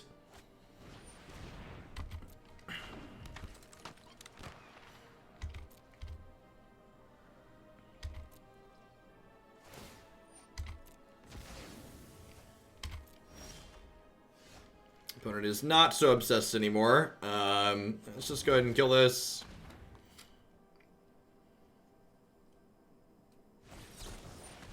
Negate, sure. Not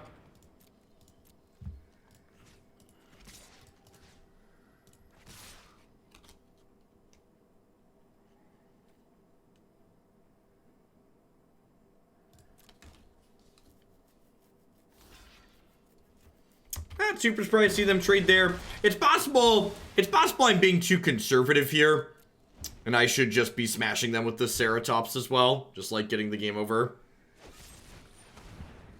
Yep. Yep. And that's why I should perhaps just been smashing them.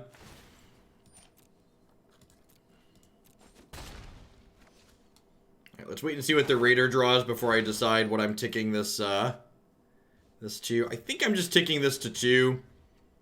Because if I tick it to 3, I kill my Risen Reef, which is not ideal.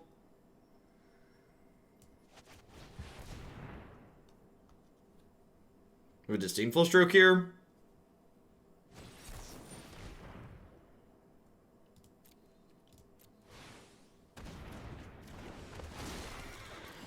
Dispersal definitely has some diminishing returns against a ramp deck. I would like my field.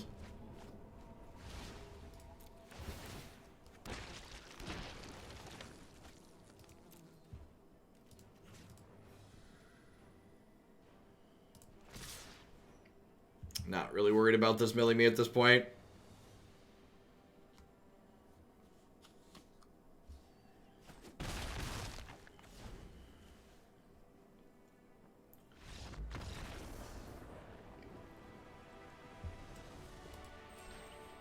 Alright, we're 3-1 and we're up to 962. I don't want to offend anyone's modesty, but hopefully we're about to go streaking here. That's the goal, chat.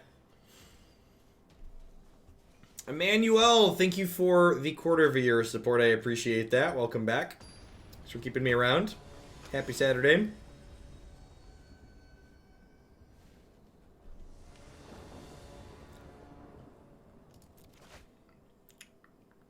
Seems a little slow, but we're on the play, so I'm going to keep it. I'm actually going to lead on Overgrown Tomb here, because that way if we draw Thought Erasure on 2, we can cast it.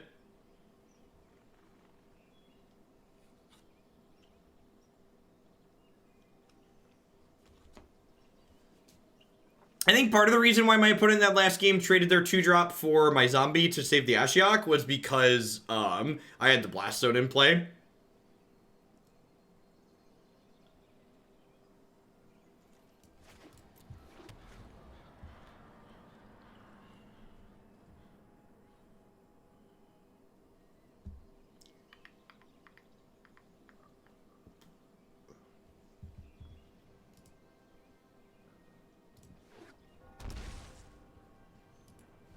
The Scape Shift decks are very good.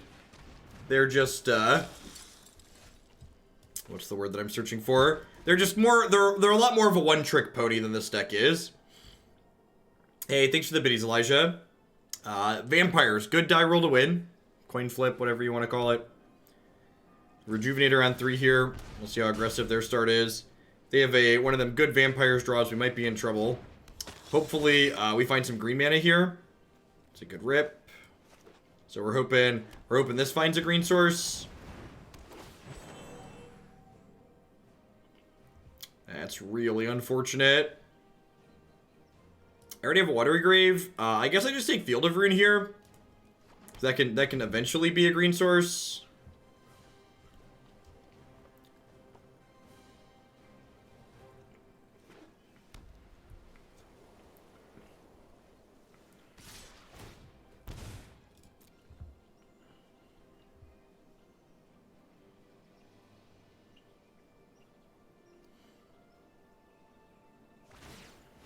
So, this hammers our health total a little bit, but it's actually an incredibly good turn for us because they're not adding more pressure to the board, which is what we'd really like to avoid.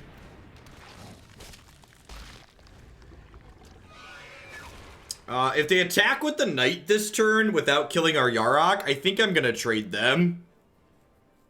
Just because, like, it eats up their turn again.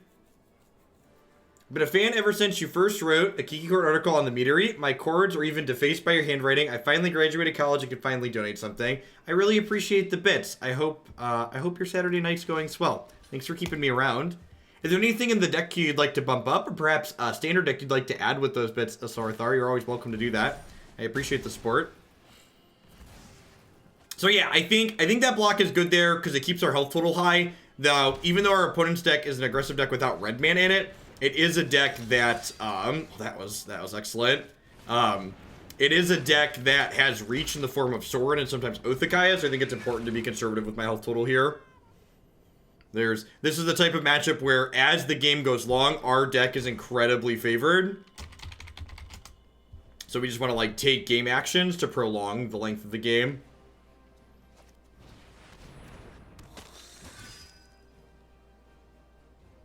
So they do not have good attacks here, and then we play this Cavalier of Thorns, the game just ends on the spot. So I'm going to put this Watery Grave into play before we cast this, so that way if we find another Field of the Dead, it'll trigger. Blast Zone, huh? Is that a good one? How do you feel about Blast Zone, opponent?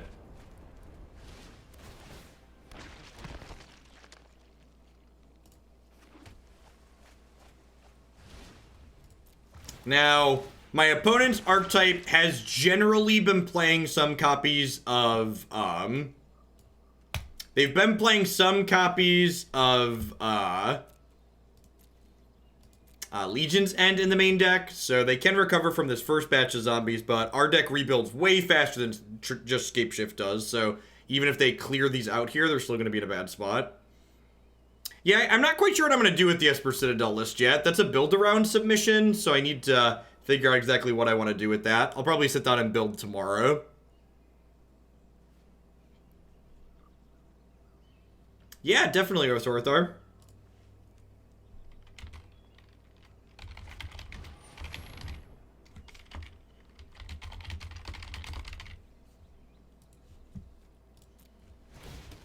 So if they have this, and if they have this, and they have a Legion's End, we could be in trouble. 2, 3, 4, 5, 6, 7, 8, 9. 3, 4. I only have 4 green. All right, I'm gonna grab Risen Reef here, I think. And then next turn I can go Reef into Cavalier. And even if they Legion's End here, like, Yarok's stat line is just very good. My goal for tonight is top 100. Now, Magic's an incredibly high variance game, so, like, whether or not we can achieve that is definitely outside of our control, but we're going to do our best to get to that point. I might actually... Wait, what? What the flip is this attack? That attack's, like, really bad, right?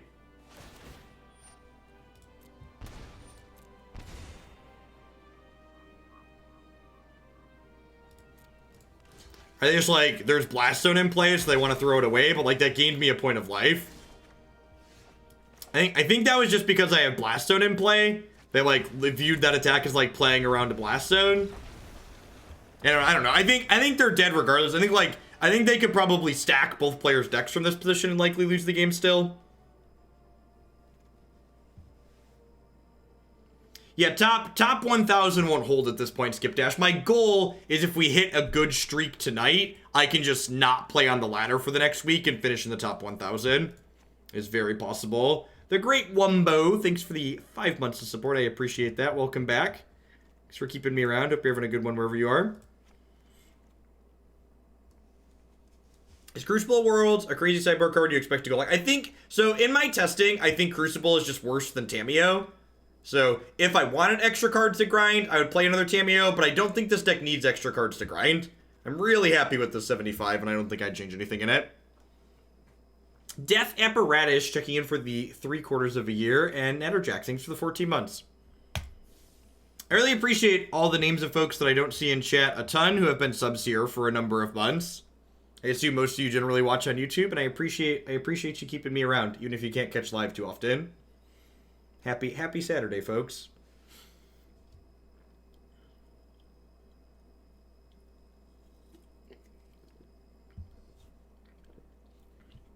Well, yeah, other good cards that don't exist, sure.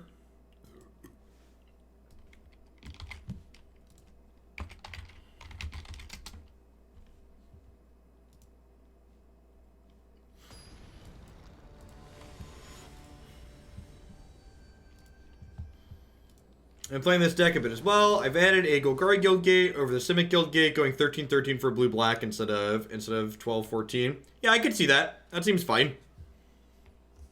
It's a pretty minimal change. That's actually probably pretty reasonable, because you need your black sources early in this type of matchup, especially. Yeah, I'd believe that. I've definitely died looking for black more than I've died looking for blue. I think that's a very reasonable solution. I might make that change after this match, actually. Opponent also went to 5. I think I'm supposed to go to 5 here as well. I don't know. I've got Cast Down. I've got Yarok for later. They went to 5. I'm gonna go to 5. This one's close. Yeah. Can I have my other hand back? Can I have the 6 back? Please.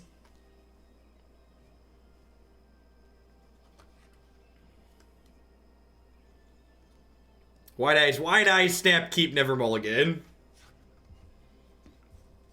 That's fine. We're up a game.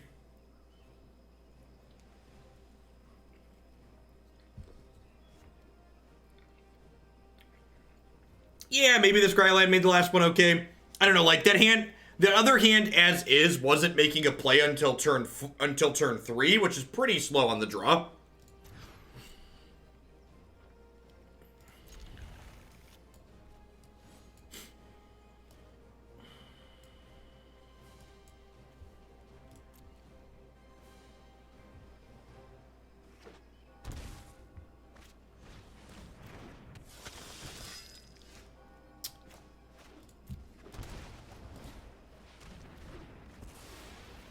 They're gonna like play a Danto Vanguard here and make me regret my choices. It's very possible I should have just played this tapped.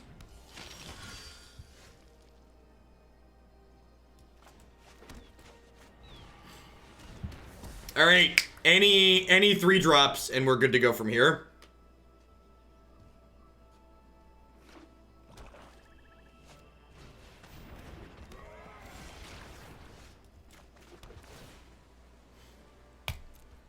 I think I'm keeping that.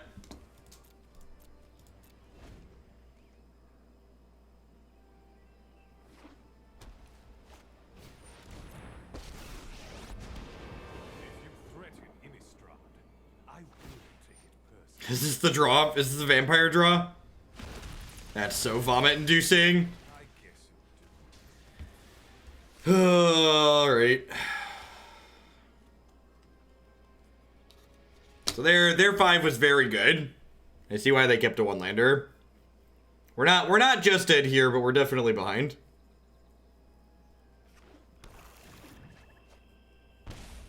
I would like the record to reflect that we started this game with 4 cards in our hand. So there's that.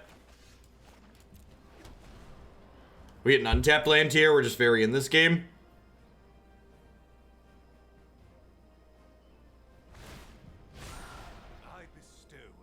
Maybe these are bad.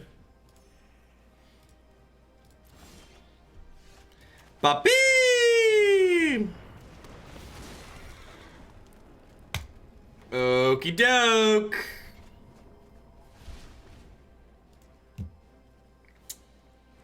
Is that a Yarok? I think that's a Yarok, chat. Actually, do I take the Yarok or do I take a Risen Reef here? I think I'm actually supposed to take a Risen Reef here.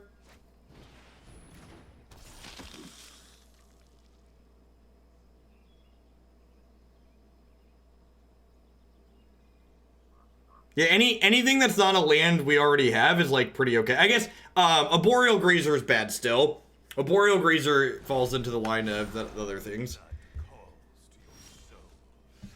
Oh, lordy. Papi!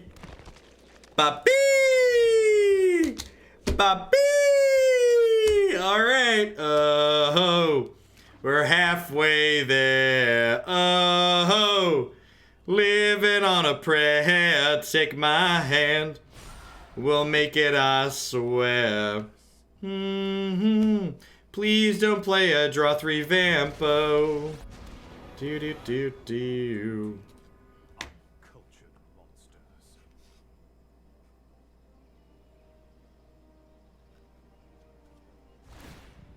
Red Rover, let Legionnaire come over.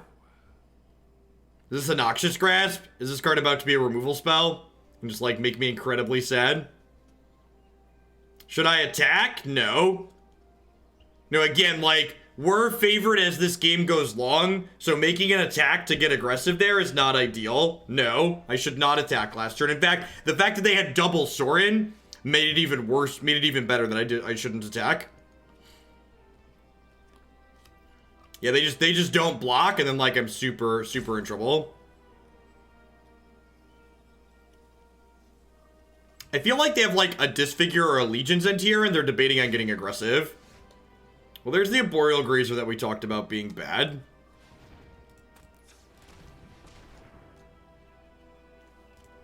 I think I just go get Risen Reef.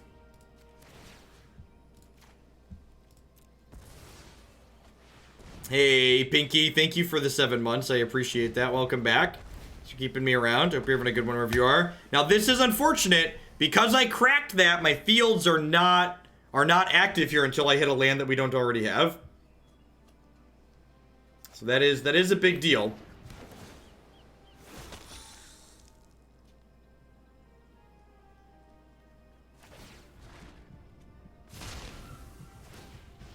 One life to save many.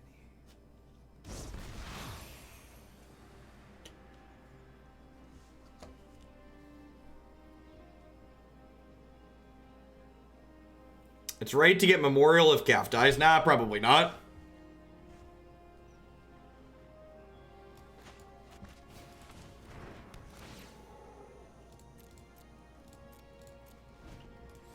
Honestly, if Calf dies, I might just get Risen Reef again. I don't know. We'll see where we're at. We'll see where we end up at. Hopefully they plus sword and try and put a counter on Aspirant this turn. I just get to disfigure them.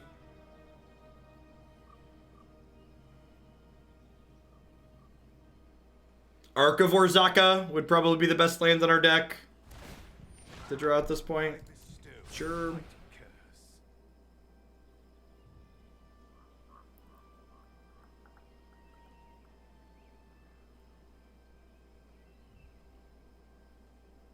Tasty Wonton, thank you for the 10 months. I appreciate that. Welcome back.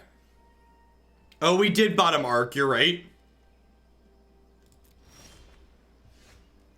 That's the land I don't have.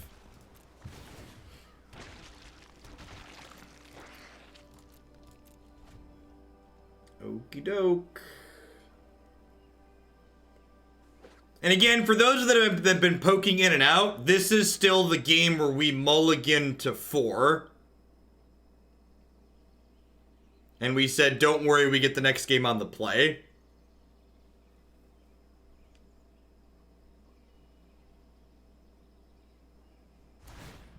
Yeah, their 5 was absurd, though.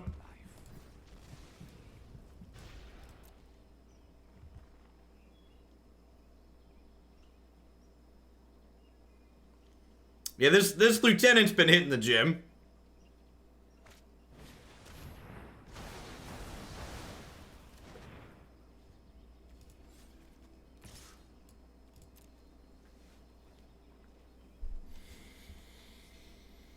I just block and get a way to kill this, right?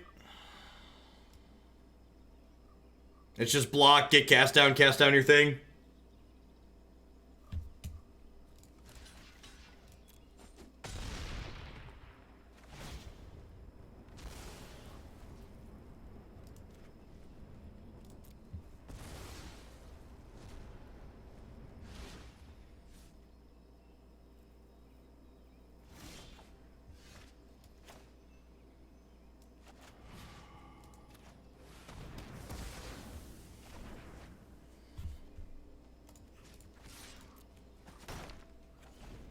That's how I feel about your Sorin.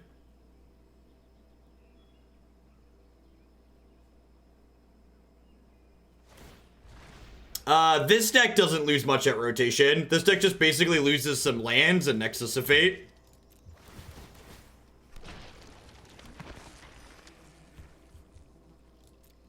That being said, you'll have some information because the day rotation happens in paper. We'll already have cards on Magic Arena for a while at that point. So you'll have info to look at. The Nexus isn't that huge. It's huge in specific matchups, but you can also, the way you play this deck, you play knowing you have a Nexus. So you just will, some of your mid and end game decisions will change or be different knowing that you don't have a Nexus. Is basically what it comes down to. I think even with this trophy on top, I want to attack this Sorin down. Because ideally, we're going to attack this Sorin to death. We're not going to trophy it.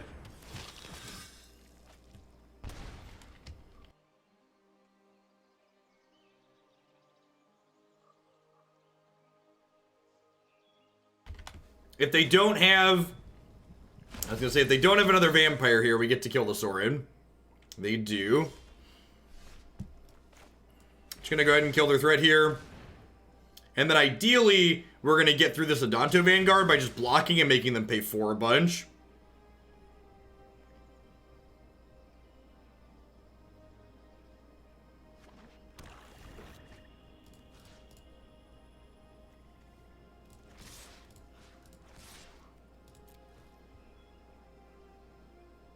They have a removal spell here? If they have a removal spell, they can keep Sorin alive the way I attacked. This wasn't my fight anyway. Gak won the Grand Prix. God bless. God bless us, everyone. Yeah, it's felt like they've had a Legion's End for a little bit here. So, like, what's our worst draw? Second Arboreal Grazer? Depart Innistrad immediately, or you will Arboreal Grazer's, like, almost the only bad draw in our deck. I bestow a mighty curse. This could gain me more in the future, but...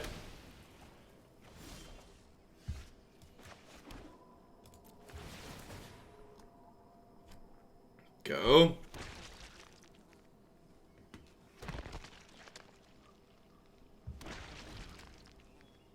Man, I really want to win this game just so we can say we won on the Malda 4, huh? Is that so wrong? Is that asking too much? They have another Legion's End here we could end up losing. I have 2 copies of Legion's End of my own in my deck to deal with this Vanguard still. Our fiends thirst for life. Yeah, I agree, Fallout. Our deck definitely has a lot more. Like, our average top deck is much better here, right? Like, they have actual blanks in their deck, and, like, my only actual blanks are 3 copies of Grazer. Like, basically every land they draw is an actual blank. The Vampires decks run up to 4 Legion's Ends, depending on how they're constructed. How bad are Wraths versus a Sultai deck? The decks that play Wraths tend to not be good against us. Because our deck is very resilient. Like, God forbid we ever draw, like, a Cavalier or a Risen Reef at some point this game.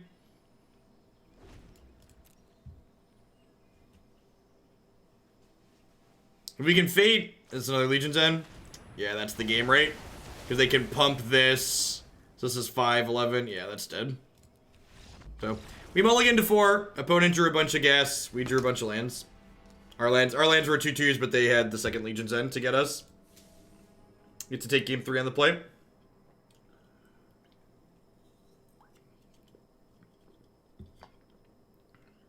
What's the best answer against field? Killing your opponent.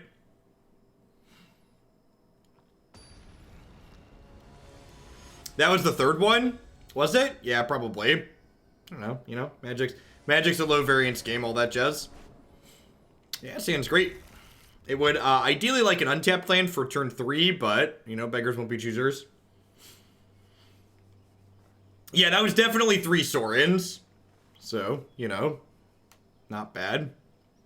Like, we mulliganed to 4, and they, like, played card draw vamp off Sorin on, like, turn 4 or 5. It was not great. What's going on, Fuller? Good evening. You know, almost 1,000 people in here. That's a lot more than I was expecting for an off-stream time. Definitely bottoming that tapped land that's also a land we already have, since it doesn't help us trigger field to the dead ASAP. The Conquistador is here. A second Witch figure. God bless.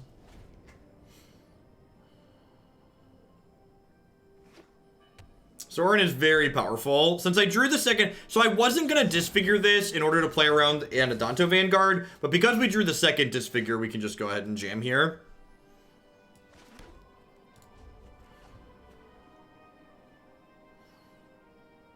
What's going on, Virtuoso? Good evening.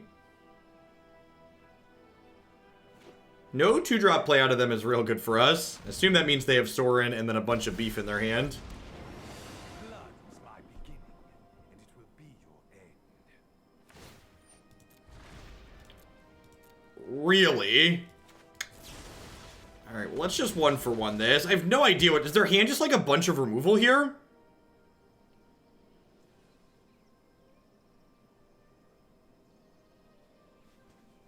I think it's right to both use my mana and take the Sorin off the table here. Ooh, Poppy! I assume this is gonna die. Their hand just has to be just infinite removal spells, right?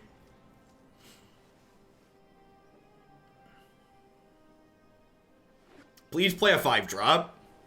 Let me untap with this Risen Reef, will you? What? How much longer will I be on for tonight? Until I get fed up with playing Magic.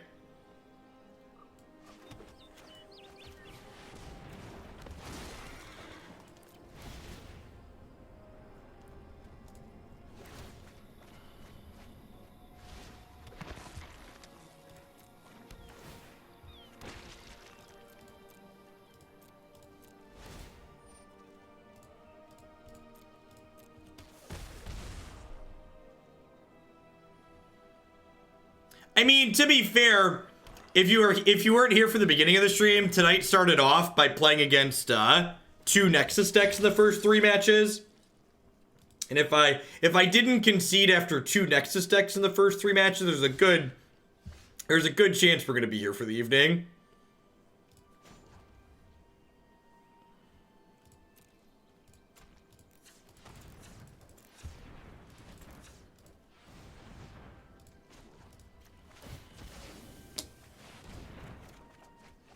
Ooh, that's exciting. Yeah, you don't really care enough about Legion's End to do something like that and board a kind of medium card.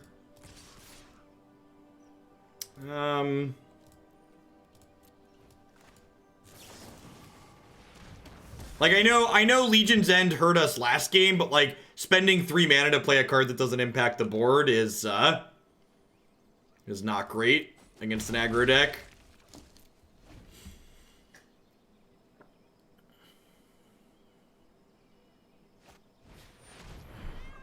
There's a false king in chat. No, that's the actual King of Hooglandia in chat. You might be a little bit new here, Fuji Blaze, but I am not a king. I am but a simple court jester who dances for the amusement of the people who pay the bills.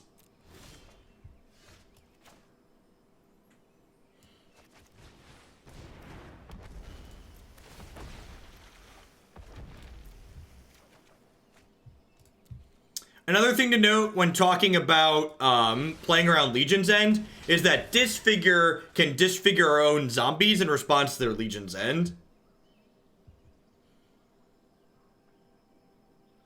It's actually funny. I was actually just talking to Christy today about... We were originally going to wait till we got the office together to do it, but I'm not sure exactly when my office is going to get done at the moment. So I think we're going to be putting together a thing for the back wall or somewhere in here that lists all the Lords of Hooglandia. There are a number of them at this point, and they're wonderful. What's going on, Dual Josh? And again, just get aggressive here, because I don't have to worry about Legions and clearing our stuff out, because I have Disfigure.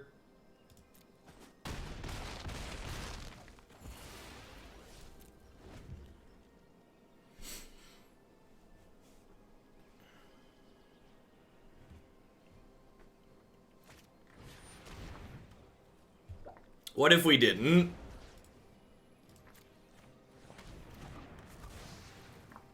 What if the Legion didn't end and instead killed you? Have a good one, Enya. It'll be up on YouTube as always. Papi! All right.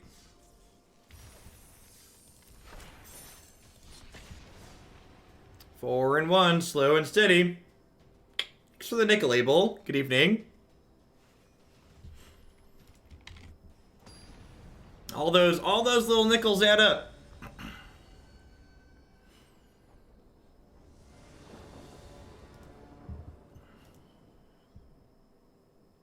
Should stream dressed as the vegetable guy. It's not a bad suggestion. Yeah, if I hit top 100, I'd probably try and sit on it. That's my loose goal for the evening is top 100. If I could pick a rank to get to where we'll stop playing ranked, it'd be top 100. Sweet. It's actually, since we're actually like in ranks where we're like, since we're out of the percentages now, people are playing more real decks, and I like our matchups against a lot of the good decks in this format. Although, on the draw here, we might be a little slow. Yep. Yeah, their start's very good here. If I'd have been on the play, we'd probably be okay. No, the ladder resets at the end of the month. But ideally, you don't want to be grinding a bunch on the last day. You want to play a little bit further out. So that way you can get your streak out of the way. And if you hit a lost streak while you're still far out, you have more time to catch it back up. Yegi Bombs, thank you very much for the Prime support. There's a lot of great people making a lot of great stuff on Twitch right now. Thanks for supporting mine this month with that. Yeah, your hand game 3 seemed interesting. I was surprised what a game we made out of game 2 with you mulliganing to 5 and me going to 4. Really aggressive line here from the opponent. They're cracking us for 5 this turn. Thankfully, we've got... That's really gross. I think if we'd have been on the play this game, we might have had a shot. Probably going to get run over on the draw here. Really need to hit, like, land the next 2 turns.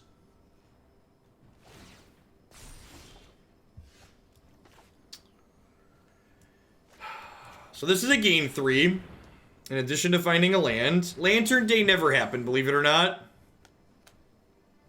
And I didn't have the heart and soul. I think I need a second green source here.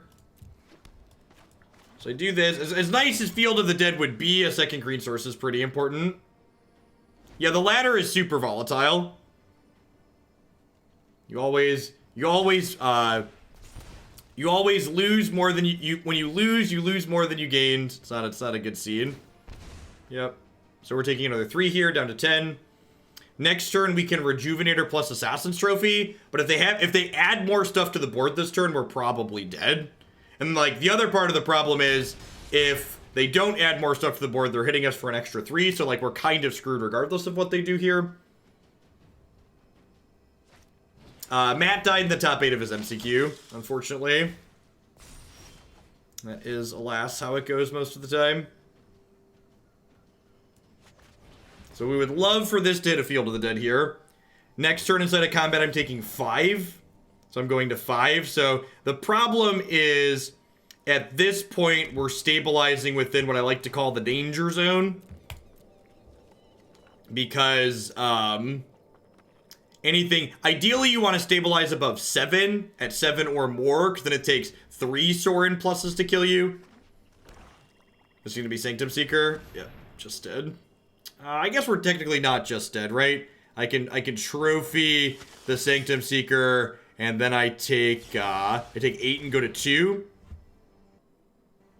So with a really good series of hits on these Risen Reefs, like if we hit a couple of Field of the Deads, we can stabilize next turn. We'll still be dead to Sorin or another Sanctum Seeker, but we're not out of the game just yet. Because we're going to take 3, 3, and 2 here after we block this one.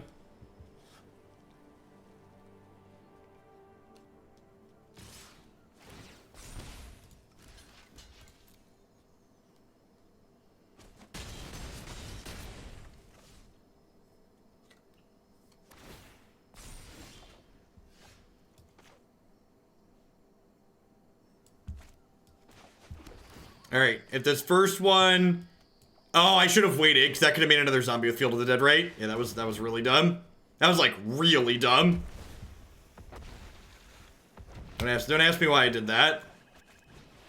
It also might not be a good idea to try and ladder after 10 o'clock. I'm generally asleep by, like, 9:45 these days. Yep, I'm down to 2-2. I could have had another 2-2 here. Yeah, we're gonna lose this game because I don't have another 2-2. That's such a tilt. That's such a tilt. Please just play a sword and kill me. Alright, probably dead anyways because they have a draw 4. Yeah. Yeah, when I see people complaining about the deck or like talking about things they need to change, I think a lot of like that was such a great example, right? Because like if I just play my lands, if I just like wait to play my land here, I'd be up a Risen Reef, and being up a Risen Reef is an extra look next turn. So like being down that extra look is huge here.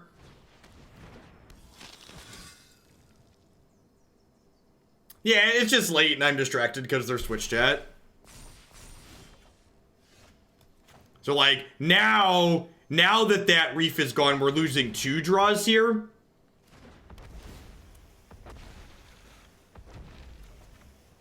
Which is again a huge deal. I'm gonna lead on Thought Erasure here because if there's a card I want on top of my deck, I can grab it with Risen Reef here. No, I haven't been on since this morning, but I've been awake since this morning. Holy crap, are we gonna do it?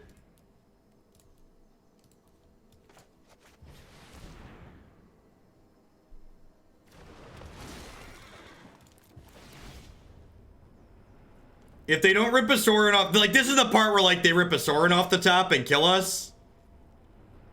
But like, if they don't rip a Sorin off the top and kill us here, we're kind of in an incredible spot. Legion's End is also going to do us in at this point. Shame MTG, thank you for the 5 months of support. I appreciate that. Welcome back. Thanks for keeping me around. This deck is just so impressive. It's so good. Like, I missed drawing 2 cards here. And we're just, like, in a game where that's winnable against one of their really good starts.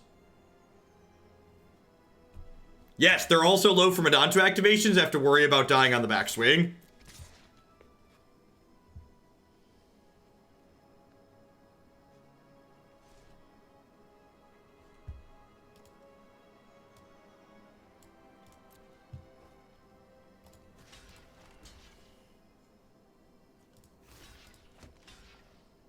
They can pump this twice, and if they pump this twice, it goes up to a...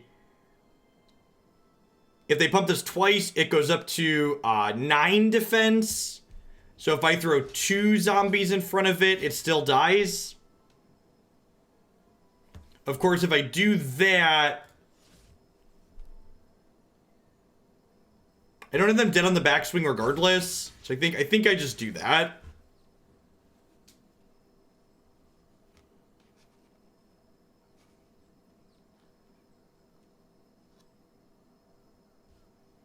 Yeah, I have removal in the graveyard, but I think I'd actually rather get the Risen Reef here, because my goal is to find a Yarok or make a bunch of zombies, so that way I can kill them before they draw a Sorin. So the goal here is to try and not die and also kill them before they draw Sorin to finish us. And if I find a Yarok plus a life gain land, of which I have 1 more in my deck, we can get out of Sorin range too.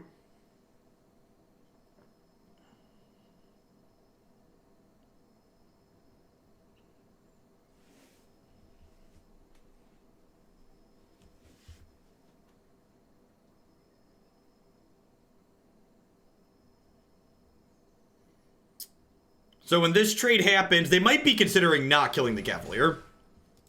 Which I think they're supposed to.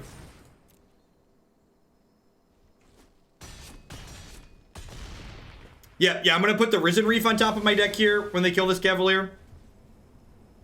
Because that draws 2.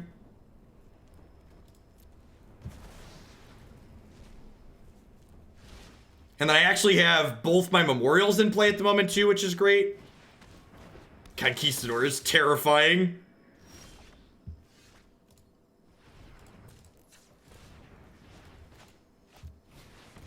I'm glad I'm at 2. These life gained lands, the little points from those are just so relevant so much of the time. Would love to see a Yarok here. That one's not very good. I haven't played a land for the turn, so I'm going to decline this because I can put this into play untapped.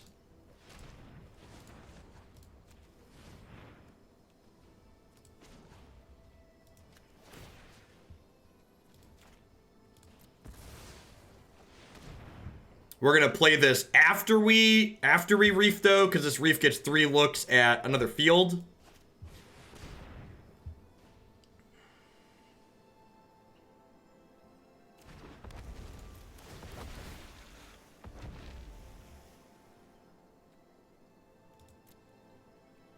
But how long till it gets played? The wait time for standard decks right now for minimum donations is pretty short.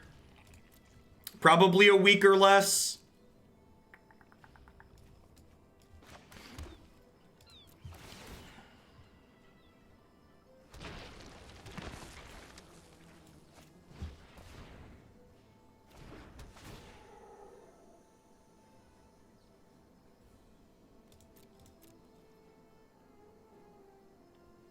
You can pay 2 life, but it will still be tapped.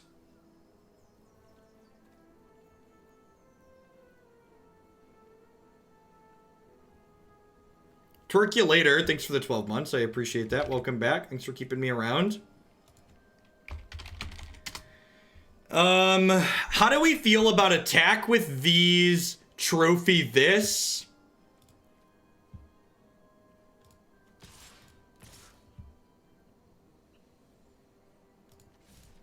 No, yeah, I should hold the trophy to play around Conquistador, or to play around Sanctum Seeker. That's right. Let's not give them Sanctum Seeker as an out.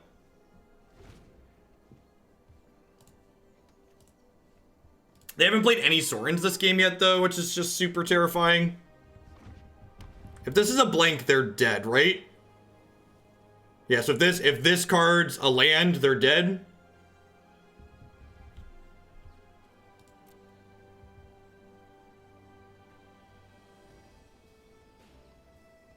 They are dead on board. Yeah, that's true.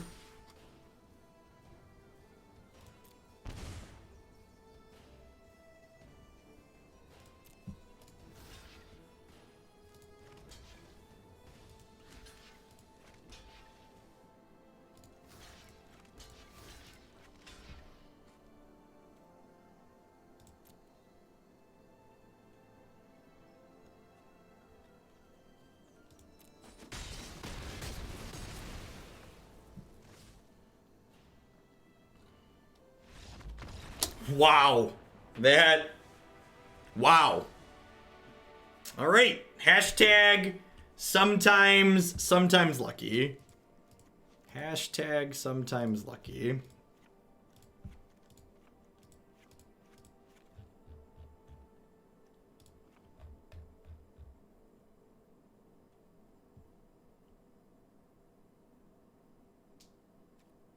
Thanks, Owl. Have a good one. What's going on, Twin? Good evening. Yeah, I think you're right, Twitch. If I hadn't made the mistake with my land sequencing on that one turn, that game would have been less close. We'd have drawn 2 more cards and been up a zombie. Ooh. Can't stop, won't stop. Probably got to win this one and then 2 or 3 more to top 100. Peak and Fern, thank you for the 20 months of support. I appreciate that. Welcome. What's my opinion on Growthsprout versus Thought Erasure in this? I think you should be playing Thought Erasure. That's why I'm playing it.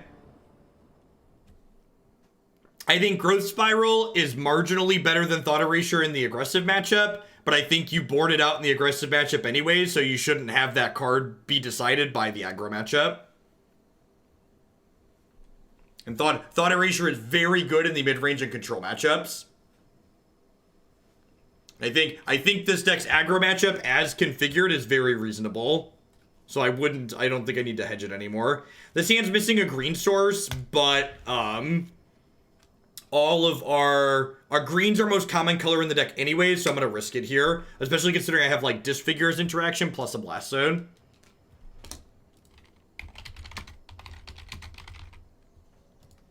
Hey, nice tuber, congrats. Yeah, I like the Flash deck. There's definitely some frustrating games that involve 3 mana Teferi, but I think overall that deck's not only fun to play, but reasonably powerful.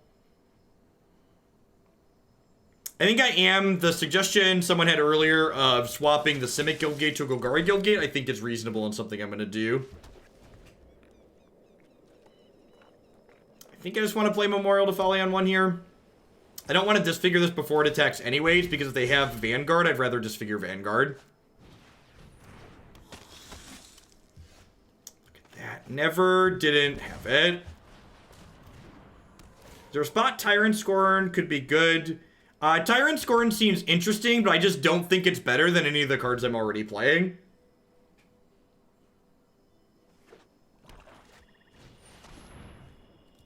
I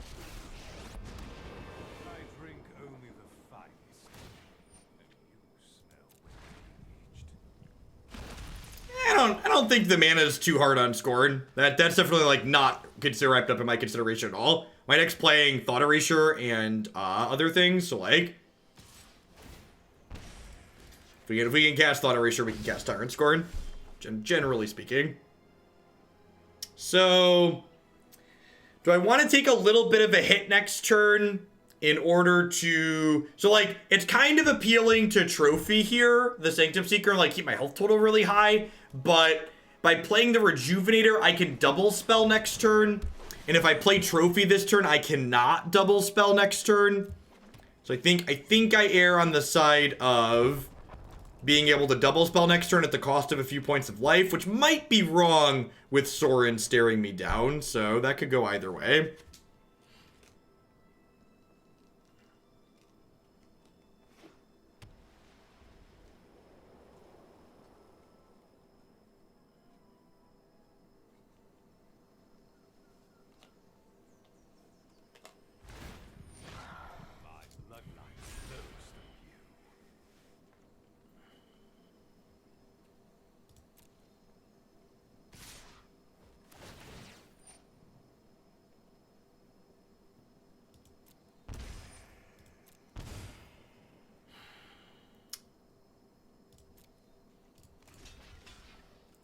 I'm gonna go to 10 here.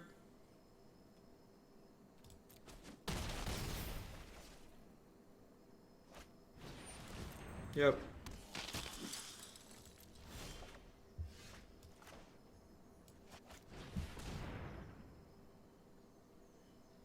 If we can find a field, we can start triggering that.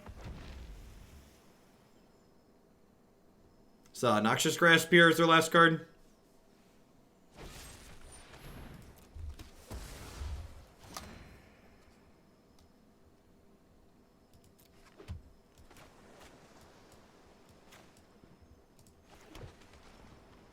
That was the wrong land to play because I don't currently have triple green mana. So I should have played the forest because I didn't have triple green yet. Evening, Scotty. Definitely behind here, but not so far behind that we can't catch back up, I don't think. I like them pushing lethal here.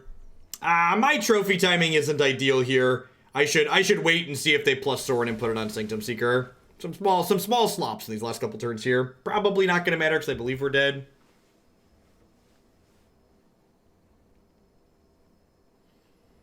Yeah, I'm going to be honest. I was a little salty after our last run with the Sultai Flash deck. I might put the page back up on my site. I definitely hit the move to trash button on that one after our run yesterday.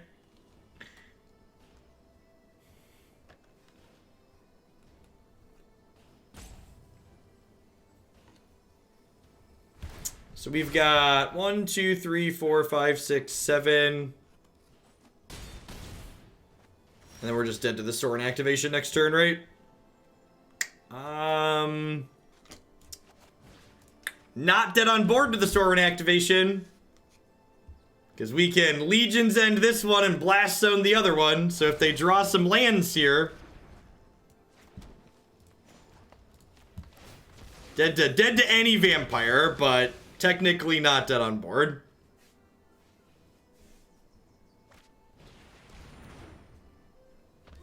Rats. Thought we were maybe gonna get to try and steal another one here.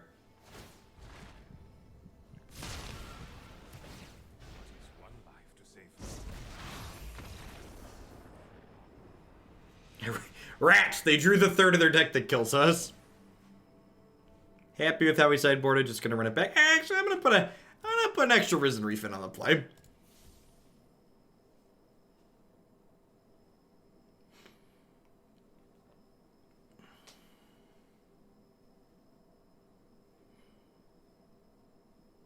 I don't know how much longer we're gonna go. I'm definitely getting tired. And if we're trying to ladder, playing while tired is not ideal. Performance is gonna degrade. Ideally we want to make progress, not throw matches away because we're tired.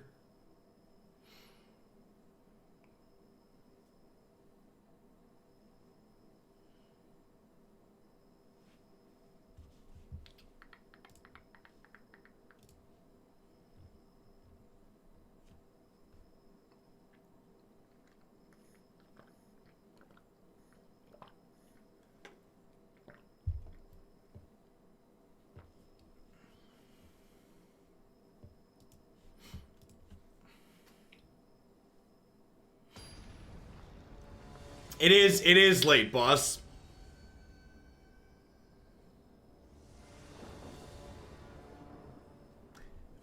Put the seatbelt on.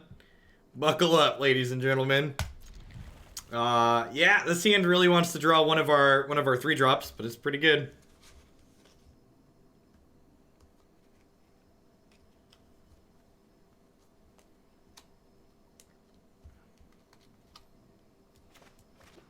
I think this hand's good enough on the play that I'm actually just gonna, like, lead a tap land on one here.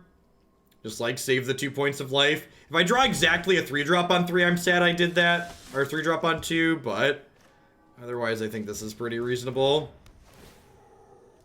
Drawing a land that doesn't make green mana kind of sucks for the eventual Cavalier we're gonna draw, but hopefully we'll find some green sources between now and then. We got some lands that draws cards. Grazer is a soft removal spell for the Sky Marcher Aspirant, so that's nice. Even if they have this Lieutenant here, we get to Witch Figure it.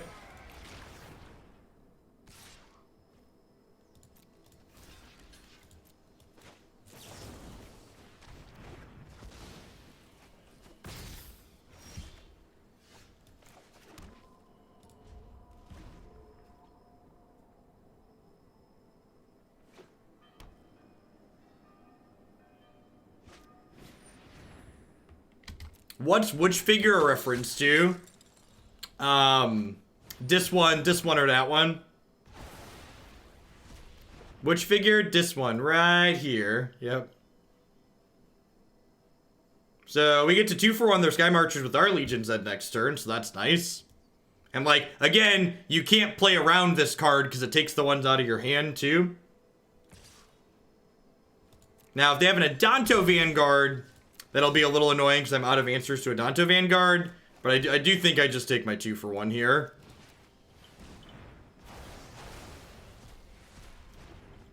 No Adanto Vanguard. Deal. They have another Legion's End.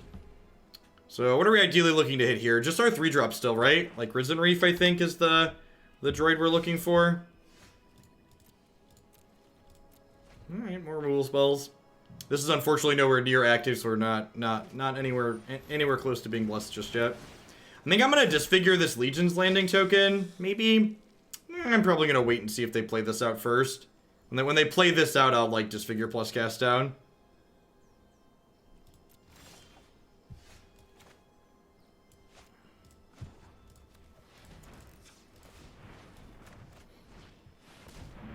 Hey, what's going on, Zero? It's a good draw. Temple? I think I'm gonna get the Guildgate here. I just want to start hitting my green sources so when I eventually draw Cavalier, it's castable.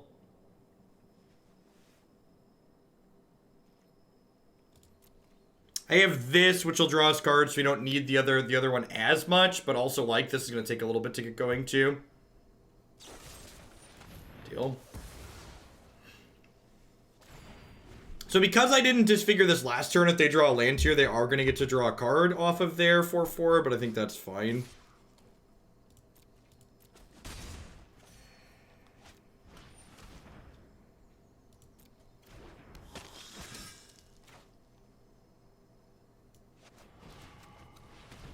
Just going to kill this now for the sake of mana efficiency.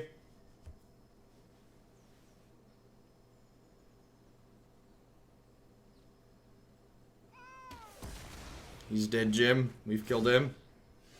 Hey, look at that. We have 6 differently named lands at the moment. And I tapped my lands wrong. Nope, didn't matter. I can't cast both of these regardless. That's fine.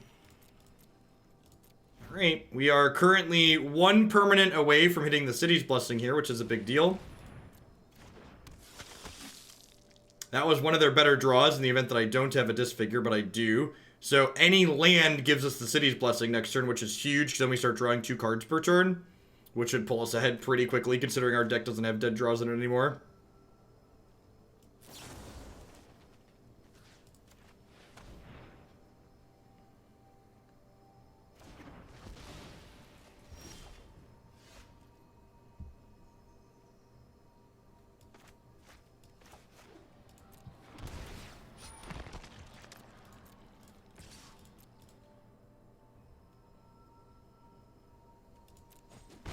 It's garbage time. You don't have to go home, but you can't play here. Do do do do do do do do do do do. So we're gonna trophy in response to this trigger, so that way it draws 1 fewer cards because they only have 1 vampire left. What card is my favorite art of all time? Probably Masterpiece Painter Servant.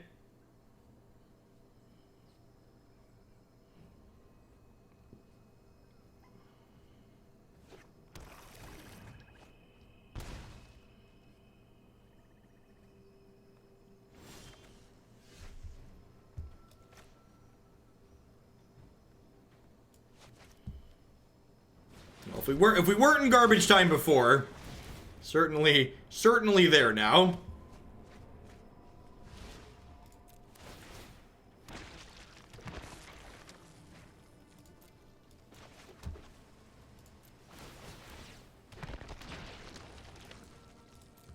I feel that in the current standard format, you need to have an unfair angle of attack to be competitive. In Yarok Field's case, it's inevitability plus Nexus Loops and Bant Scapeshift, and Scapeshift backed up by yeah, I agree. In fact, one of the things I've talked about about this format specifically is that what are considered like traditional mid-range decks aren't very good in this format, which I think is it's one really glaring standout. And decks like these Field of the Dead decks are a big part of the reason why they're not playable. Because this kind of just like really powerful late game inevitability they just can't keep up with.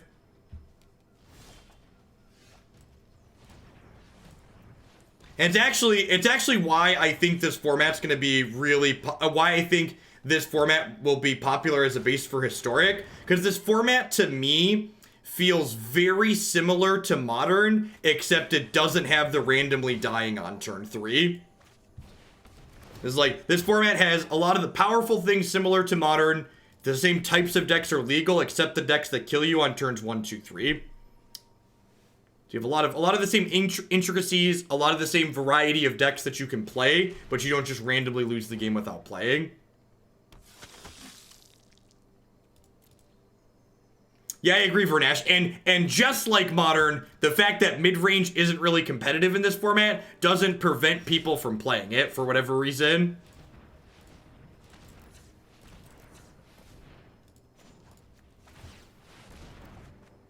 I spent $3,000 on this Jund deck, and I'm gonna play it till I can't play it no more. They'll pry my crappy Jund deck from my cold dead hands.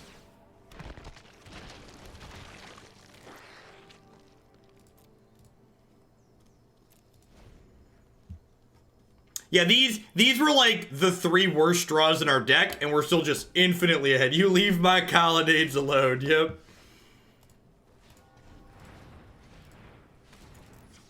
At least you can pair Colonnade with Snapcaster Mage. Snapcaster Mage does some stuff sometimes, occasionally. Yeah, well, a broken clock's right twice per day. Hagak was the best thing to happen to Jund in a long time. Jund can beat Hagak. Renin 6 makes that deck feel like it has legs. No, it doesn't. Stop it. Hot take. Renin 6 is good against all of the decks that Jund in Modern was already good against, and doesn't actually fix any of the problems the archetype has. It just let Jund players increase the cost of their deck from $1,500 to $1,800, so they feel smart shoving it in there. You silly Scapeshift players. I, an intellectual, have spent now an additional $300 on my deck. It is very competitive.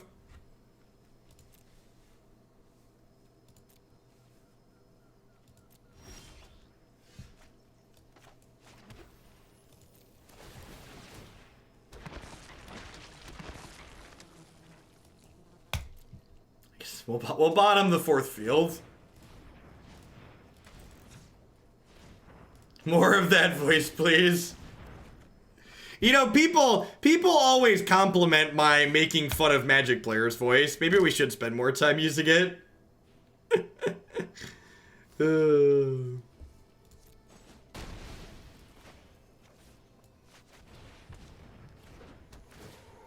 again, at the end of the day, if you're someone out there who really loves playing Jund in Modern, you know, I'm not here to harsh your jam. You should just play whatever deck makes you happy. Yeah, man, these folks in the mid-hundreds of Mythic, and I mean, like, I understand it, man. Like, this ladder is brutal.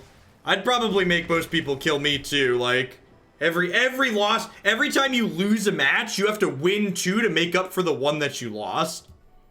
It takes forever if you don't have an absurd win rate. I'm gonna change a land, right?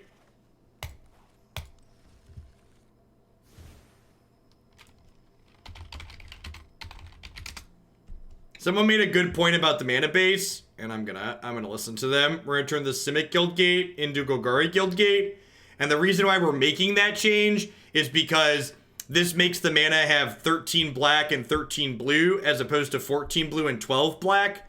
And while I think you want more blue game 1, post-board in the aggro matches, we're bringing in a bunch of cheap black spells, so having that extra black source in those games is important. I definitely lost a lot of games to not having black early in the aggro matchup. And another thing to consider is, like, the aggro decks don't give you time to stumble, so, like, you need the black ASAP, so adding another source is good for that reason, too.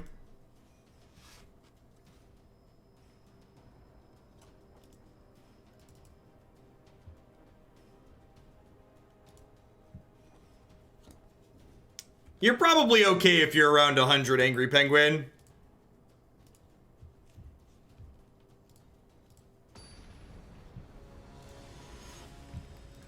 If we get to like 80 tonight, I'm gonna be super happy and sign off with a smile. Yeah, I'd camp around 100. Stand's a little slow, but we're on the play. It's not top 1,000. They actually changed it, so it's top 1,200 now, so it's a little bit easier.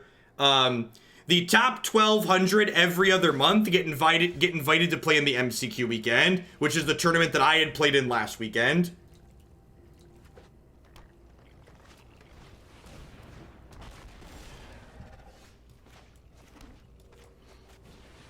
Yeah, that's live this season, Bob. So this season is top 1,200. Was really wanted to hit a land there in our 30 land deck, because I wanted to play a 5-drop ahead of curve. Really unfortunate that we're not getting to do that.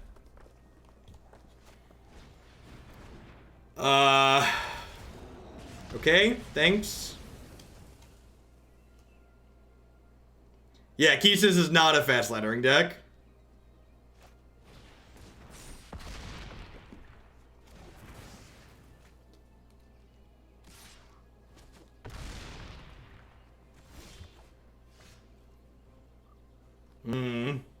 Alright, well, we're definitely trophying this turn, right?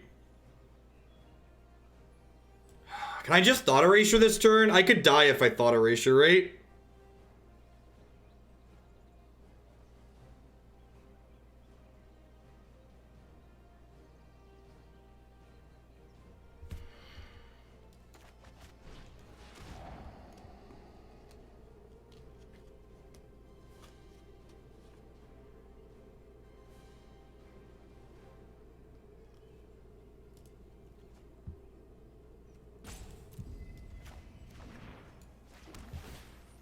That's an untapped land that doesn't hurt me.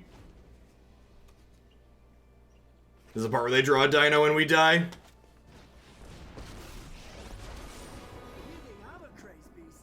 Where do you see my car? I wish you could see your face when I'm beating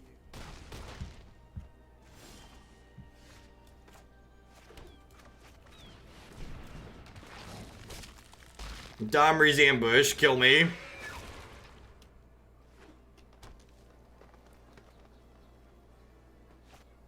God, for fuck's sake, why do I gotta open my... Why do I have to, like, open my goddamn mouth and let the words fall out?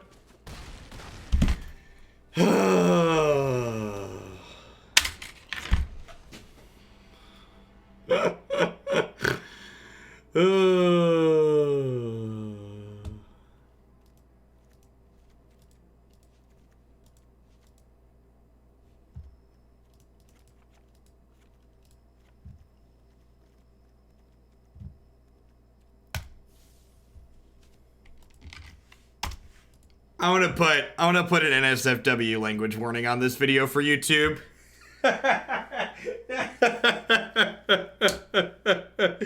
You know what? We're just gonna swear tonight. We're just gonna tag the video not safe for work. It's gonna.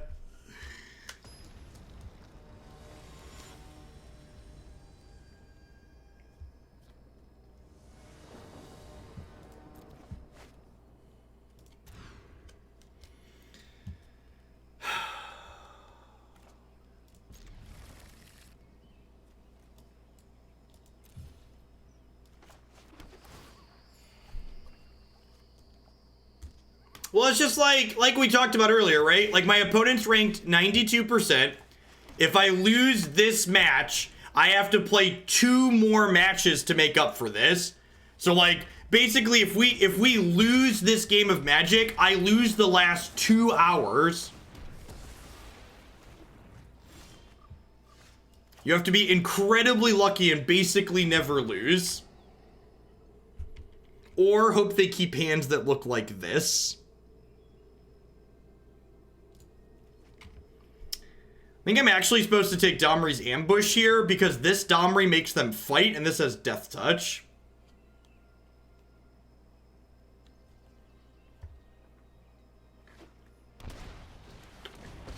I think Disfigure is better than Grazer in this matchup because Disfigure can be used as a combat trick. If that makes sense.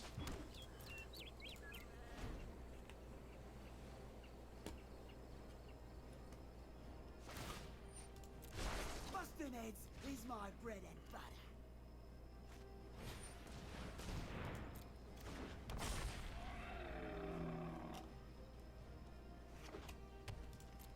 We're in an okay spot. Not a good spot, but an okay spot. Definitely just getting rid of that one.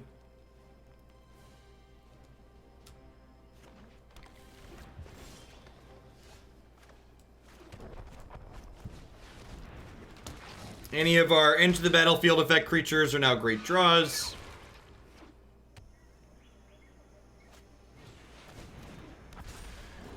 At least these trade, kinda. 'Cause they draw a card, but they both die.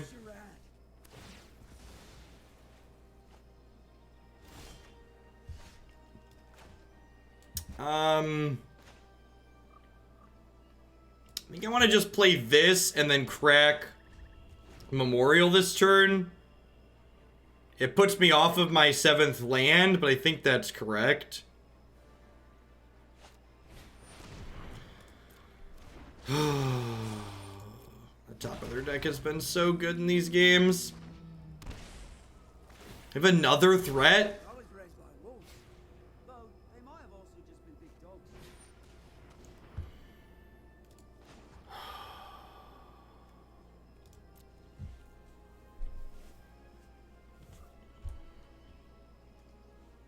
I think I just gotta try and draw a Cavalier.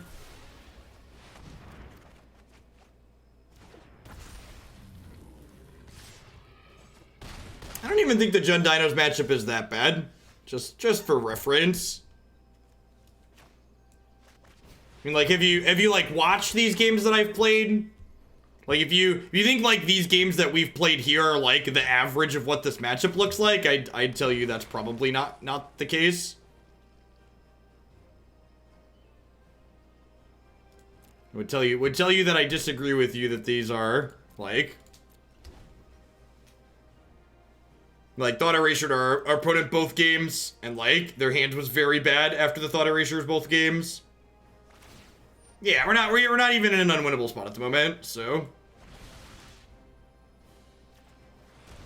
I think a big part of what makes this matchup feel bad is because sometimes you randomly I think a big part of what makes this matchup feel bad is that against aggro decks, you randomly lose game 1 because you keep a hand that's not good against aggro and they kill you. And that's just how aggro decks work. That happens in vampires too. So like this is one of the many matchups where like if deck lists are heads up on the table, I think we gain way more percentage points than they gain on average.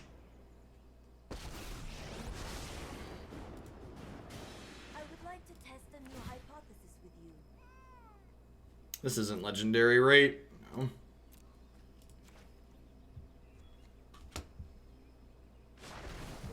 It's been a long day. I just want to make sure that that's not legendary before we do this.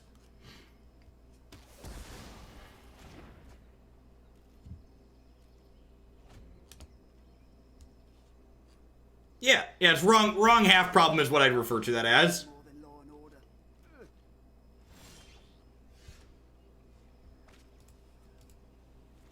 I would like a Cavalier.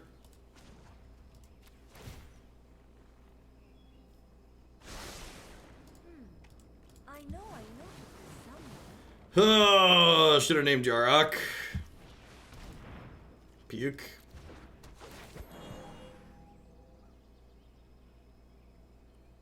Second field in. I guess I could have grabbed a blue source there to cast this Nexus. Probably should have grabbed a blue source to cast the Nexus. I don't know. I feel like we're probably ahead regardless of what we do here. We'll do Lumbering Falls. I don't know if we get lucky and win this match. If we win 2 more, we might streak into top 100. 3, 4, 5, 6, 7, 8, 9, 10. Is this an empty board Galta? Is Galta 10? No, I didn't think Galta was 10. I thought Galta was 12, right?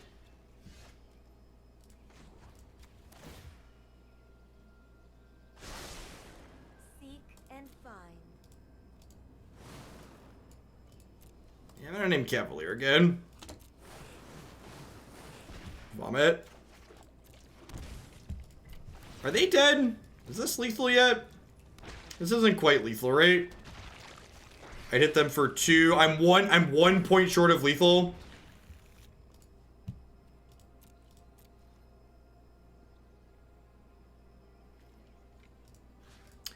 I agree with you that this matchup is harder than some of the other matchups, Fall Not Dead, but I also think this deck just has a lot of really good matchups. Oh, this can attack too. This should probably be my last match of the night. This should probably be my last match of the night. I had Rejuvenator. Good Lord. Alright, if we die here, we deserve to die. Got it. Hey, look! It's the Cavalier I wanted for Christmas. Alright. It's a good thing that this deck is really good, because I am not playing it well, and we're gonna win. Bless up.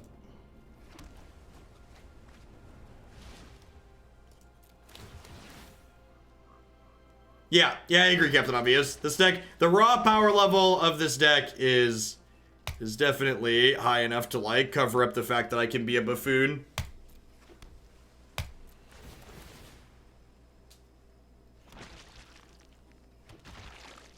You want more swearing while we play?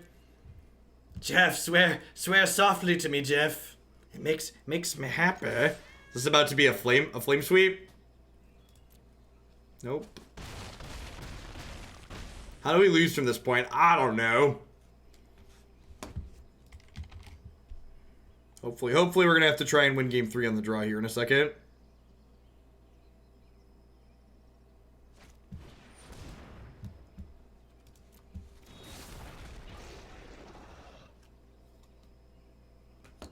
Yeah, there's probably like 6 different more efficient things I could do this game.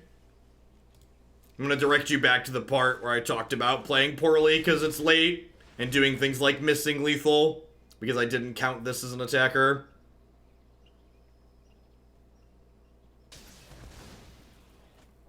I assume their hand is just a bunch of lands here. In before Banefire, yikes. Well, Galta's legendary, right? So multiple Galtas isn't even a thing.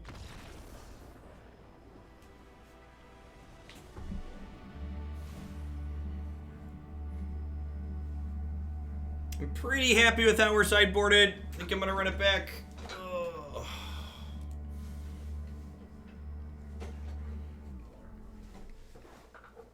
Oh, you're saying Galta could be in their hand because they're not casting it? Yeah, that's true. That's true. Their hand could just have a bunch of Galtas in it.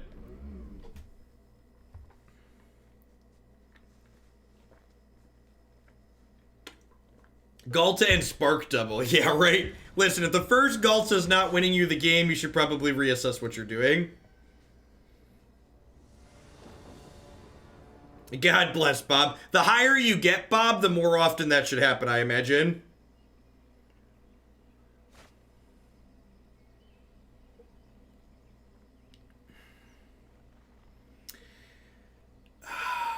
I think this hand's an example of a hand that's lands and spells that I just can't keep on the draw in this matchup. Because, like, all these lands are tapped, right? So, like, I have all my colors, so it's, like, really tempting to keep this. But, like, if I don't hit an untapped land, I'm not playing this Rejuvenator till 4. And that's just, like, really slow, right?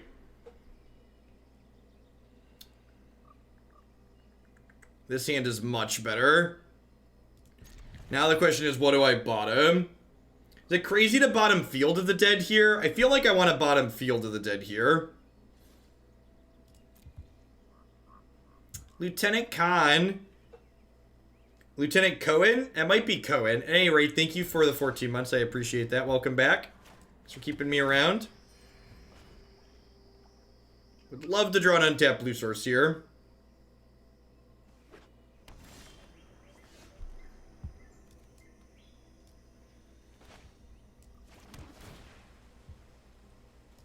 I'm going to bottom that because I don't think we're going to be able to cast 2 of them this game.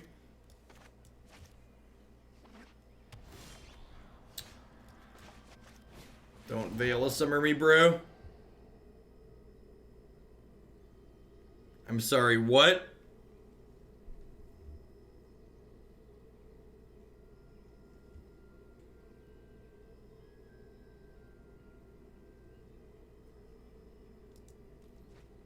All right.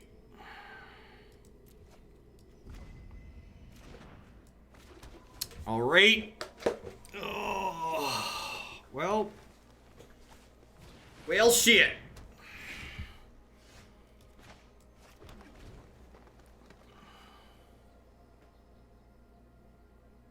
Existed down in gold? I don't know. I mean, like, I'm not sure I'm gonna beat these Sarkans on ceilings. Like, our deck's kind of slow and clunky, right? Like, these Sarkans on ceilings are kind of about to ruin my day, I think. Hopefully they just, like, never draw a threat. Like, these on ceilings are about to rough us up. Yeah, right? Like, good God. Oh, it is 7 or more, isn't it? I thought it was more than that. Yikes. Bonfire you. Yeah, basically. Shit.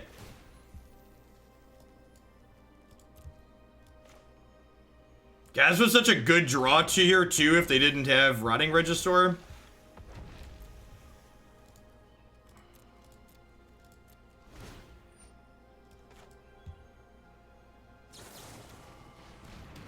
Alright, at least we didn't get Veiled, and they're getting 2 for... They're kind of getting 2 for 1 by this, because, like, it dealt 8 to my face, and it killed my other thing.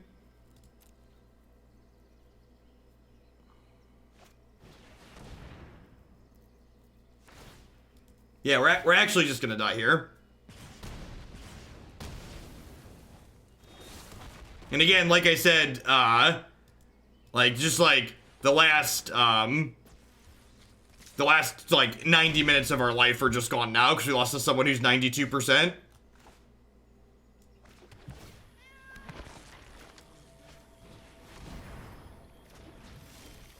They miss lethal. Well, we got that going for us, I suppose.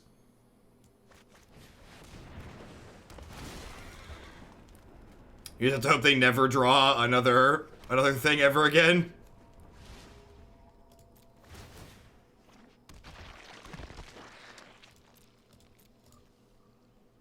I mean, if they brick off for like 2 turns here, we got him.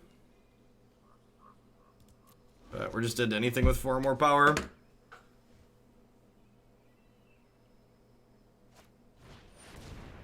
Well, I mean, that doesn't qualify. Can I draw Nexus of Fate, please? Can I draw Nexus of Fate, please? I have 1 Nexus of Fate and 40 cards. Please. Assassin's Trophy also does it. There's 2 unsealings in play, chat.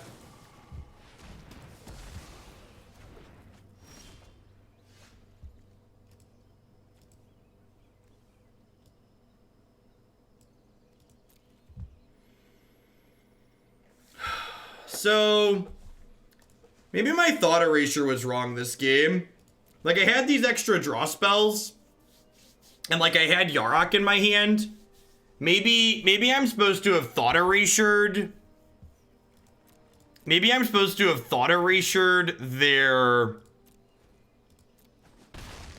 Maybe I should have Thought Erasered one of these unsealings.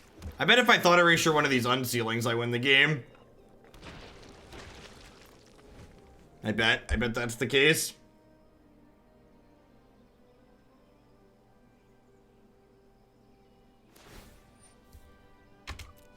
No one knows the wilds like I do.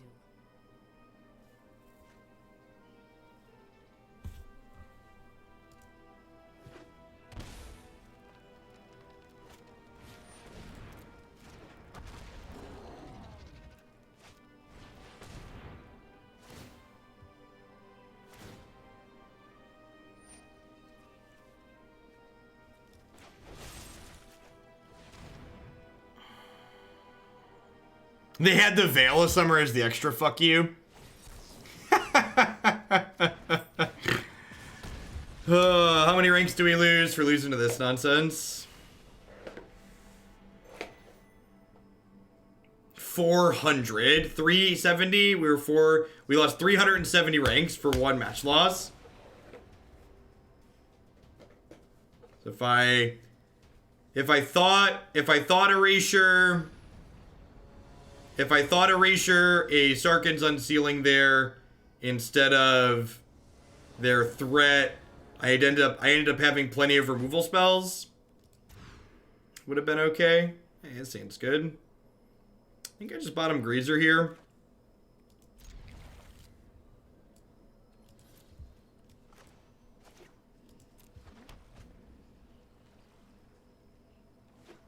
We like also would have just been like fortunate enough for our opponent to like not draw a Rotting Register the turn after they dropped the second unsealing. We'd have been in a very good spot. Just gonna take their source of card advantage here. Second Rejuvenator sounds great. Grixis is a pretty good matchup for this deck, like most decks.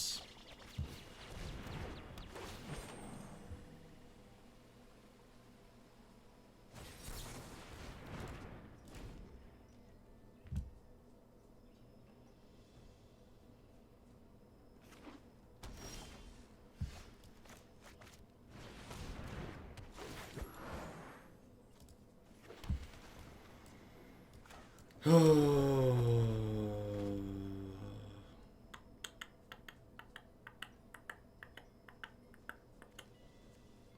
are my green lands at, chat? They say they had the... They smelled our lack of green mana, chat, and they pounced.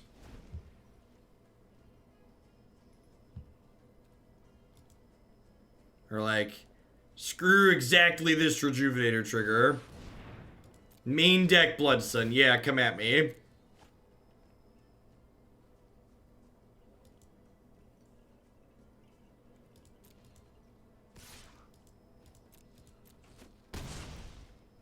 This format's literally modern, G-Goat. It's super casual. People are playing whatever they want, regardless of what's good. That's why, which is one of the reasons why I actually like this deck a lot, because I think it has a pretty decent, like, random crap matchup. Because, like, we're just doing something that's, like, really objectively powerful.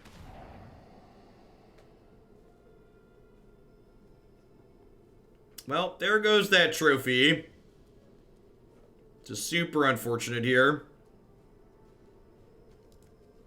Allow me to talk about my random crap matchup and then never draw a third green source and die to whatever this Grixis deck is doing. If we lose this match, I'm signing off for the night. Just to set expectations to realistic. Because if we lose this match, I will effectively played for 3 hours and have moved 0 positions on the ladder.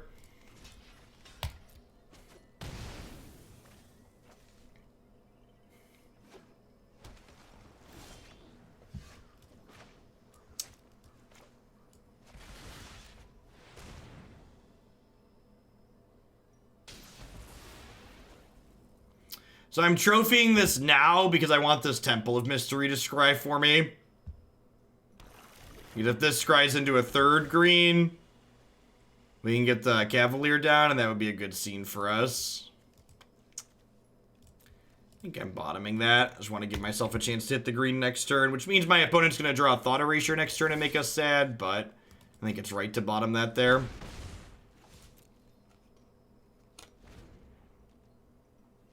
No, it's really not. If it was about the content, I'd be playing from the deck queue. Actually, if I'm being honest, if it was about the content, I just wouldn't be live. Because we're at a point in the Magic cycle where, like, content is, like, at an all-time low for popularity. So now is a good time to take time off for me, not do extra hours.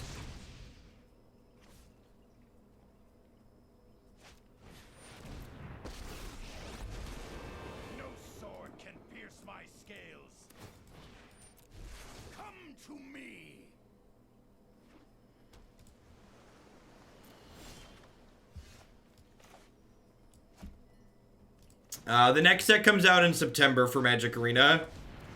I'm dead on board, right? I need a removal spell here.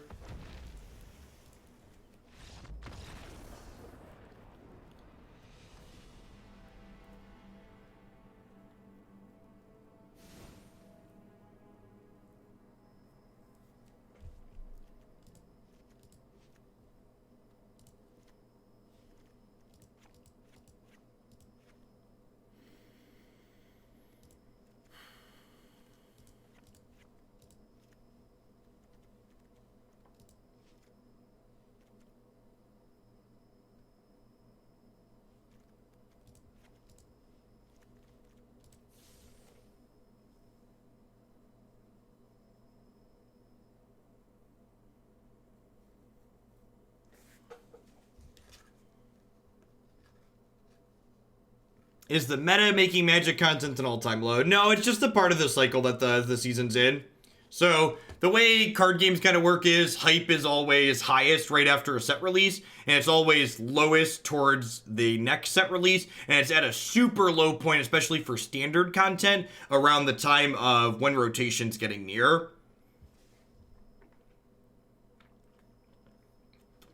Because a lot of people don't want to put money in to get cards for a format that's getting completely turned on its head in 3 months. So a lot of people just check out once summer happens. Or once you get this close. I think it needs to draw some lands, but like, our deck has 30 of those in them, right? Let's cross our fingers and hope for the best. Evening Geoff.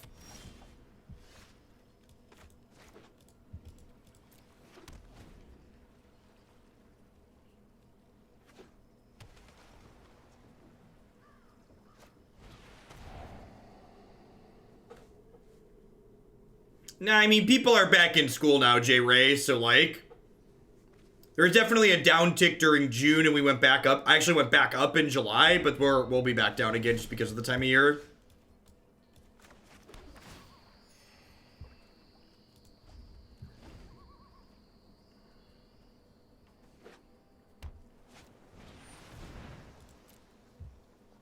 So, Narset's kind of annoying because she draws them 2 cards, but... I'm not going to spend the trophy on her. I'd much rather save this for like a Nicol Bolas God Dragon or some other recurring source of card advantage.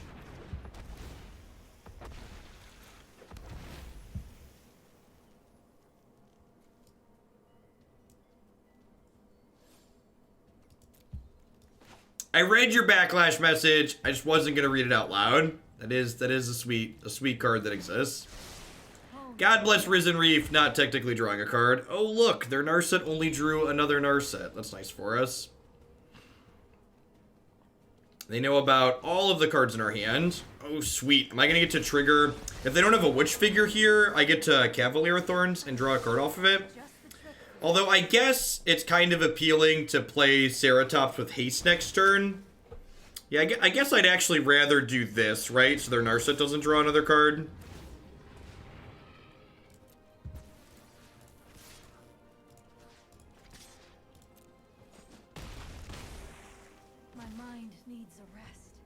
My mind needs a rest.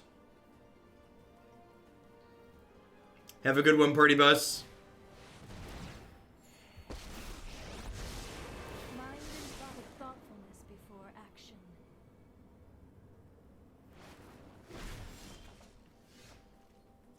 Expansion Explosion is an interesting card to have in against us, or to have in their deck in general.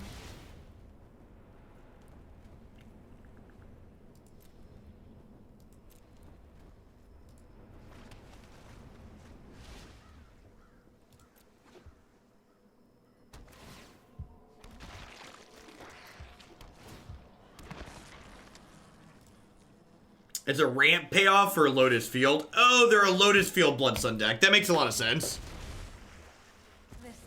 Lotus Field makes a lot of sense. Yeah, that's right. They did play Blood Sun game 1, right?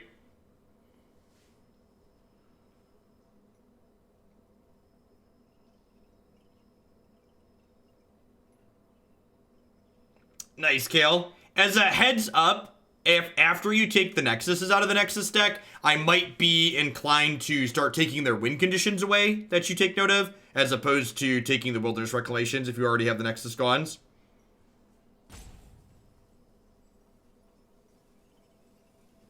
Tails End to counter the Lotus Field trigger. Man, that's deep.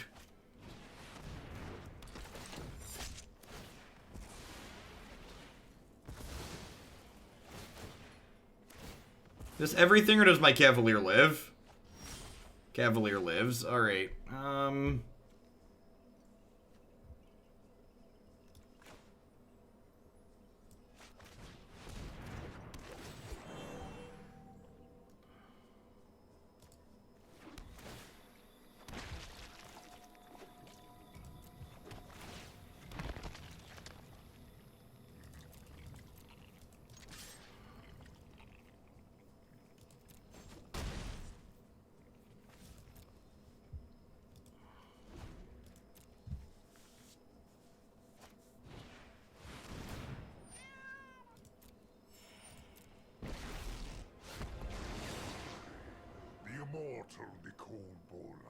The immortal Nicol Bolas.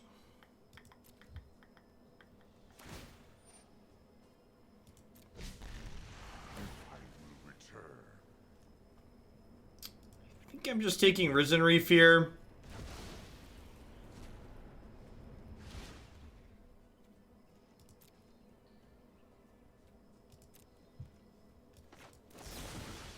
This is legendary, so I can't cast it down. I have to trophy it, unfortunately. This gives them a red source, I'd assume. They don't have a basic mountain. That's good to know. I guess that's not surprising. They're probably base blue, black, splash red. Backup trophy. Not the worst.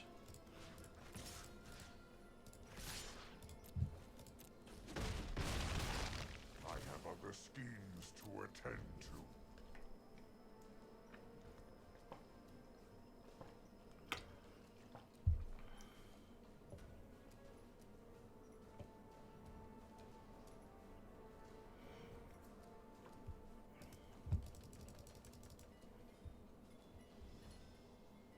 Hey, Wes Porter, thanks for the brand new tier 1 sub. Happy Saturday. Hope you're enjoying your weekend. I guess it's Sunday in some parts of the world already. Welcome to Hoaglandia.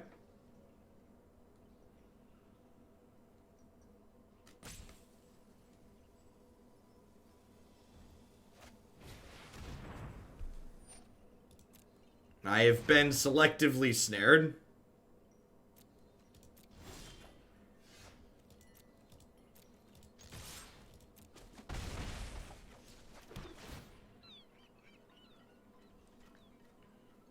It's the second person to bring that in against me today.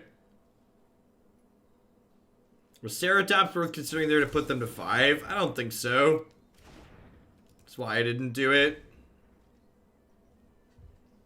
Yeah, like I said, this format's very similar to Modern without just the randomly dying on turn 2. A lot of people playing a lot of brews.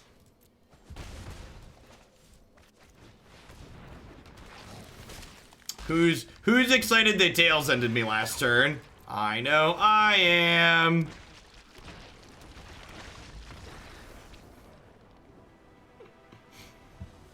Papi.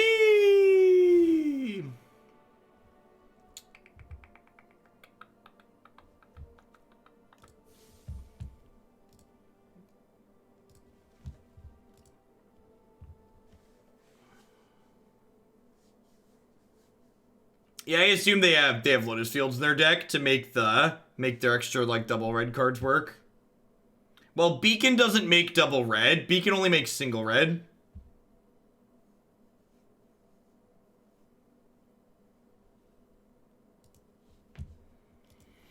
Alright, can we run good? We're gonna keep playing until we lose another match or hit top 100, so...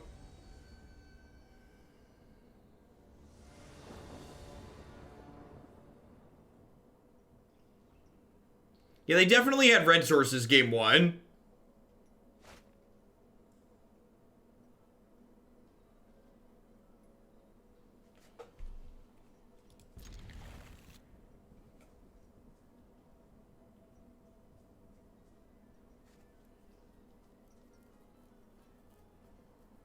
As we talked about before, I think you pretty much just keep hands that have like lands and spells against Thought Erasure decks. This hand also notably has an Assassin's Trophy to interact with, like, a Blood Sun, which is nice. And look at that. We drew our 3-drop off the top. Sign me up. What time zone I am? I am in Central Cornfield time. Been watching your content for about a year now, and your streams are always incredibly resourceful and fun to watch. Thanks for your hard work, and good luck in the next qualifier. Great to see more of this deck. Thanks for the support, Porter. Well, I mean, one good dick punch deserves another, right? Show me what you're working with. A couple of good runners there for us, back to back. I'm gonna bin this. I already have 5 lands guaranteed. I already have double blue, so like, if I'm gonna take another land, I'd prefer it be green so I can cast a Cavalier ideally here.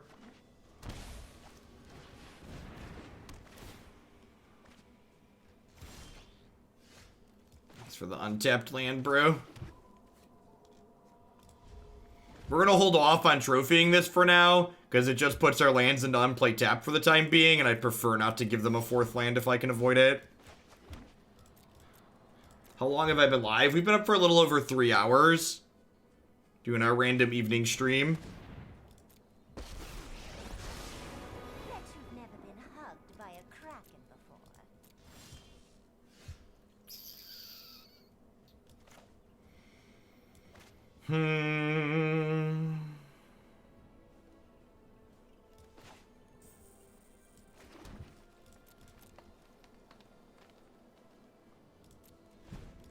A little bit playing with fire, because leaving this in play, if they draw a Lotus, they get to ramp with it.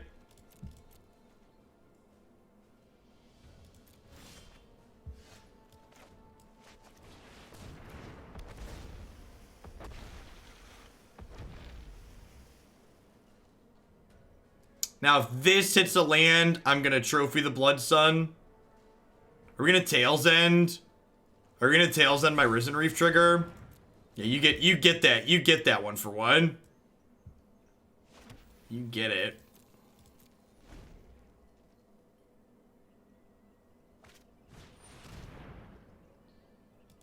I train every day. No one meditate and prepare. So they know about this trophy. So like, I get to trophy this, and then next turn we go Arc, make a token, take an extra turn, and we get to hammer their planeswalkers a little bit here, which is nice. That's a bad draw.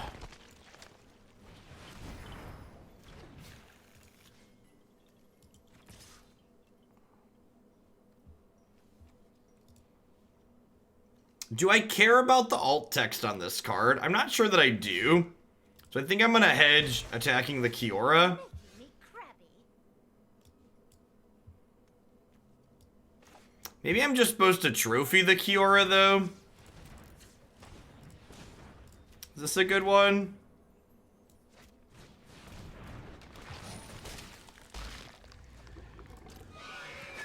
Yeah, it stops the Blue Memorial at some point.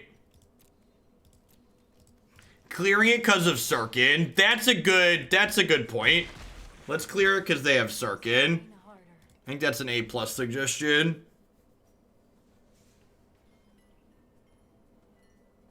We did see a Sirkin out of them. So they have at least 5 mana this turn, which should unlock some of their hand here. Ideally, we don't want them to be able to Thought Erasure us and kill Yarok. If they can only do one or the other, that would be ideal.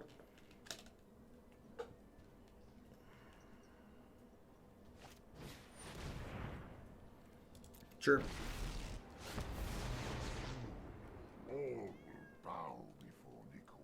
All will bow before Nicobolas. I am Death's master. Yeah. Nobody cares, Nick. Nobody loves you. Tapping like this, so if we draw a Thought Erasure, we can cast it.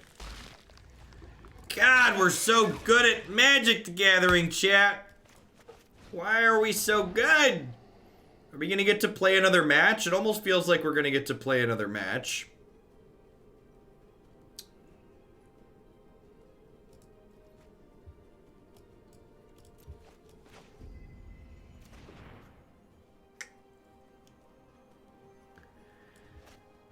So if I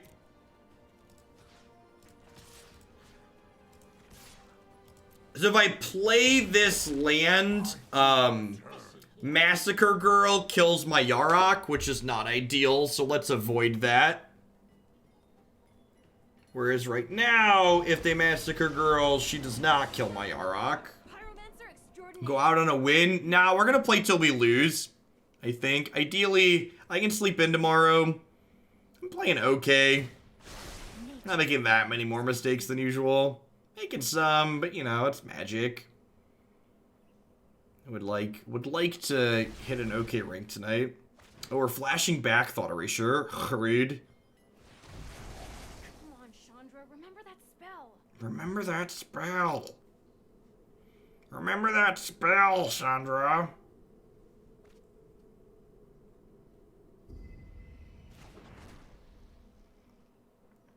So both their planeswalkers are gonna die here. But that's okay.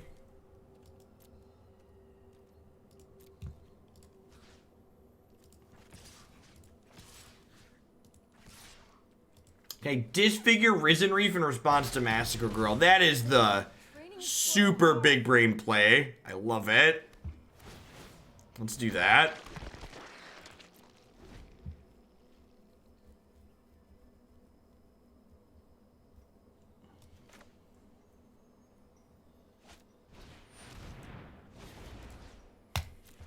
Look what they made me do! They made me massacre my boy! I loved you, Risen Reef! Know that this doesn't change things between us. It was just necessary. My boy, this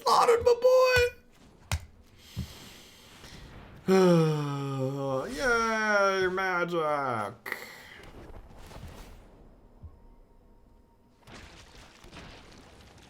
Have you died? I think my opponent died.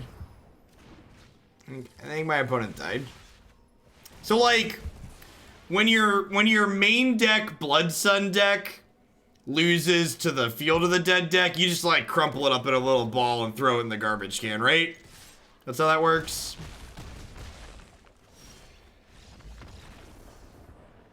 You just take your deck and throw it away. To the dumpster! Alright, 553. Let's go. Let's go. Do do do do do do.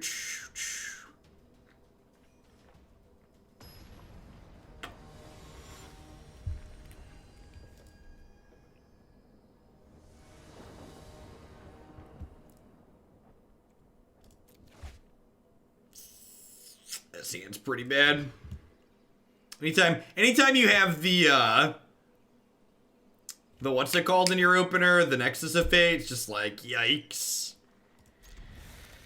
Am I bottoming Arc here? I think we're bottoming Arc.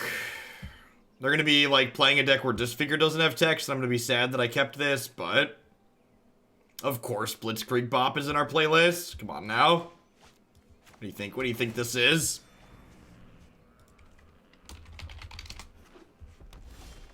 Basic Mountain! Basic Mountain! Praise be to our Lord and Savior, the Witch Figure.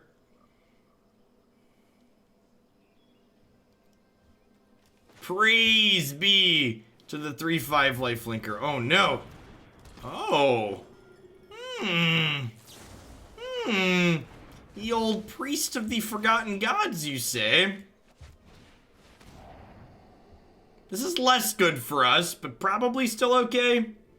I don't have another Doomblade, so as someone who's taught a lot of other people to respect the priest, definitely gonna respect priest ourselves here. Third land's pretty good. We'd like to just like hit running lands here with the second of them being untapped. Did you clip that? You're the best.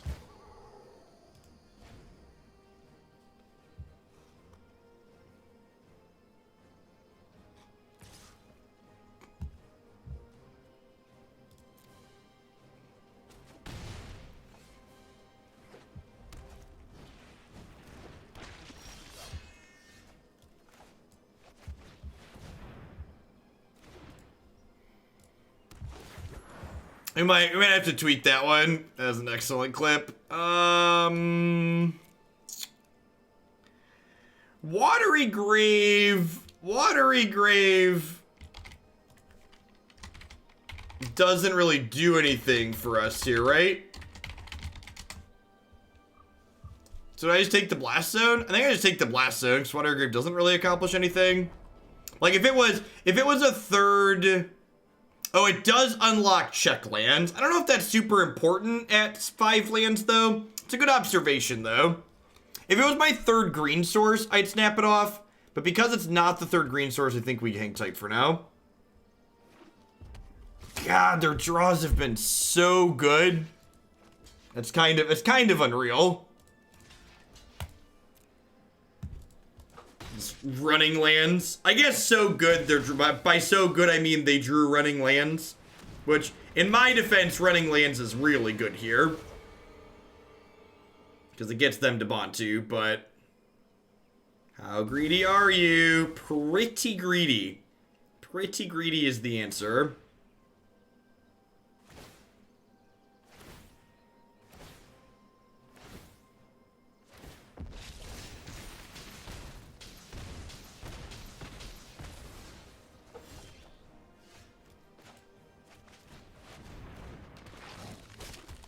Alright, so we just want to draw land that we don't already have here. So we just draw any land that we don't already have. We're in a good spot for next turn.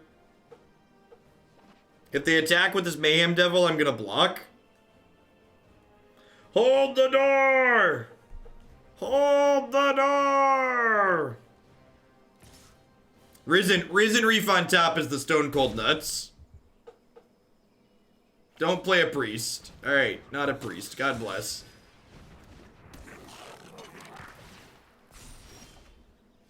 Oh, that's so bad for us. I guess I can crack Blast Zone here. It does not seem ideal, though.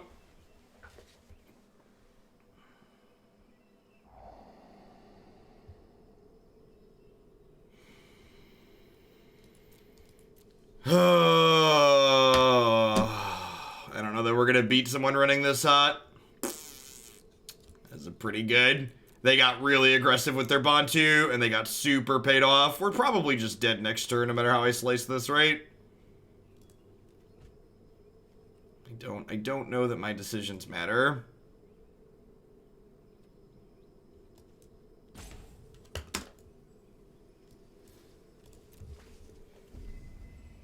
I was feeling pretty good when we just figured their priest on 2. Feeling a lot less good now.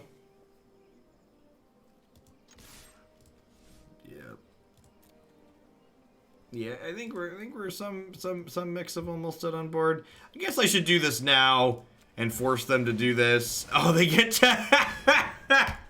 Alright, yeah. Yep. Alright.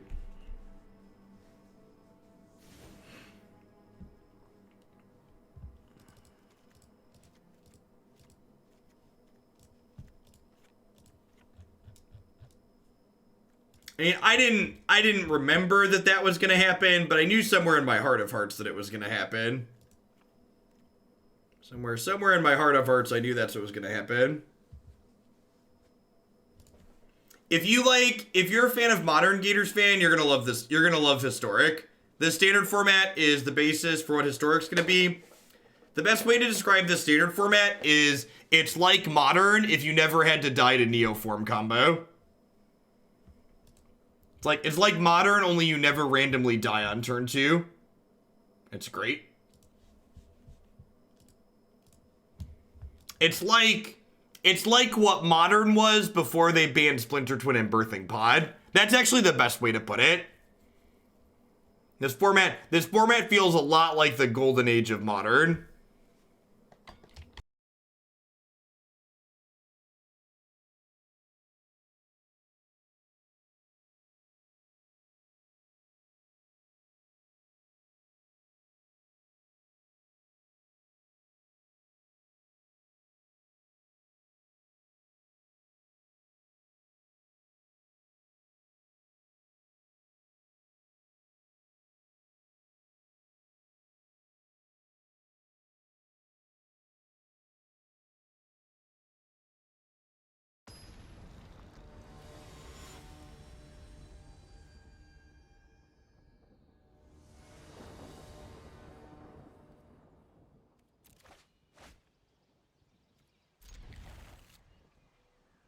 Oh, man.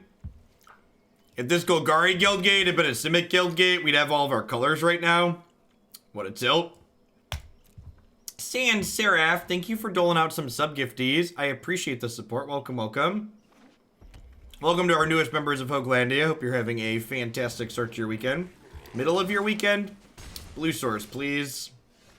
Well, that's really unfortunate. I bottomed the field there because our deck has 30 lands in it. And I wanted to give myself the best chance to hit a blue source. I stand by my decision to bottom that card, even if it ends up feeling bad here.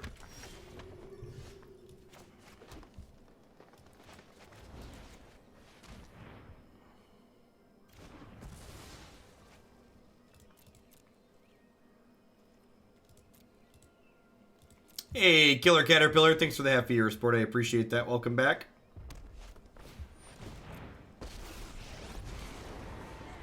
Won't lie, I'm a pretty great pyromancer. Go get 'em, buddies. So, because I have these reefs in my hand, I'm going to go ahead and disfigure this. Yeah, this is like verifiably their nut draw.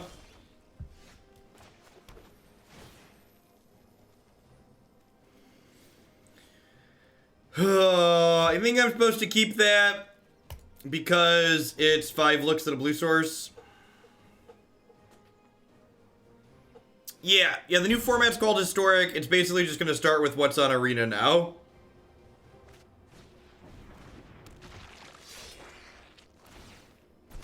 Go get 'em, buddies.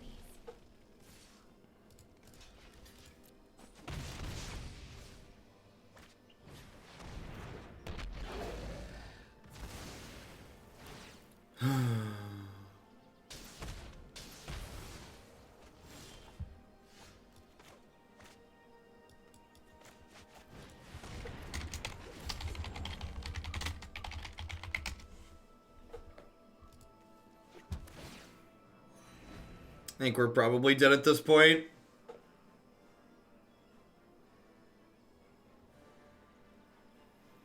Which means we played for 3.5 hours and we effectively went nowhere on the ladder.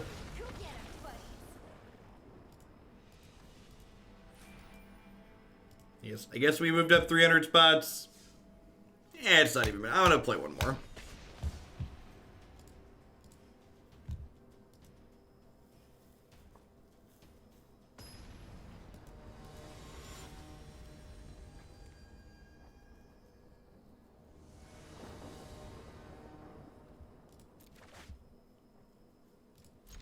Let's make it. The night won't be complete until we've lost one more and finished exactly where we started. Just good, clean 4 hours. Nothing to show for it. Say hi to my fiery friends.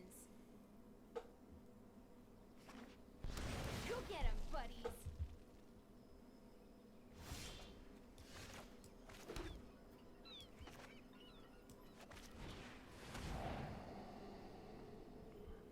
Esper?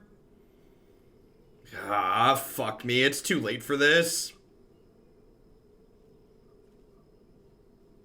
It's too late for this bullshit. This is my first time I've had to play this matchup.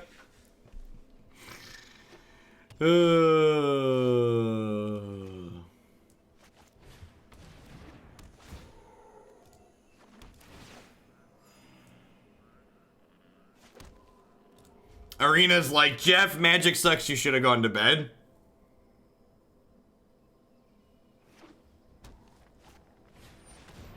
Yeah, we have the, I'm not saying this matchup's unwinnable. I'm just saying it's not going to be fun. I mean, like, we have a ton of great tools here and a ton of meaningful interaction. It doesn't mean it's going to be fun or it doesn't mean it's going to be fun gameplay. Dannenhauser, thank you for the brand new Prime support. Welcome. Good evening to you. Play a Tashar so I can disfigure it, please. No, you're not supposed to draw the land for the Tamiyo. Come on now. That's not how this is supposed to work. They're gonna Tamiyo and pick back up Excavator. The moon looks intriguing tonight.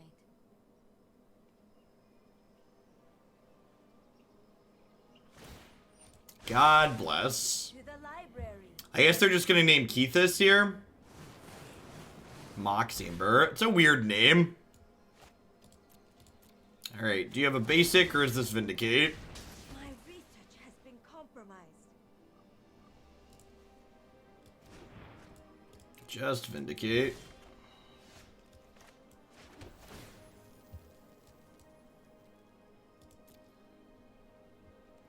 I guess that land would have made a 2/2.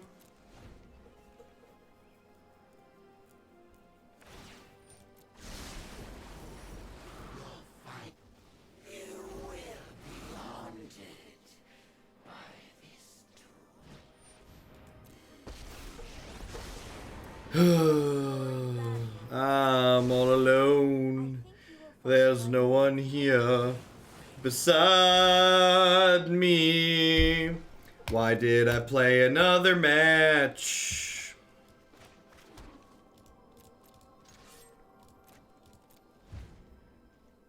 I've made a horrible mistake, chat.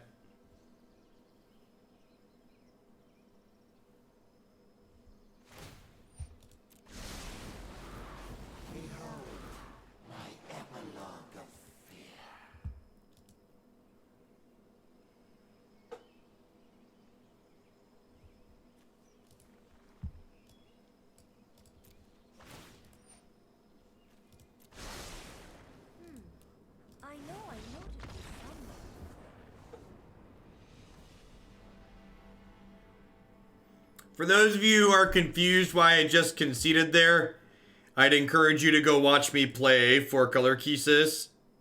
The deck list is up on my website. If you watch that video, you'll understand why I conceded there.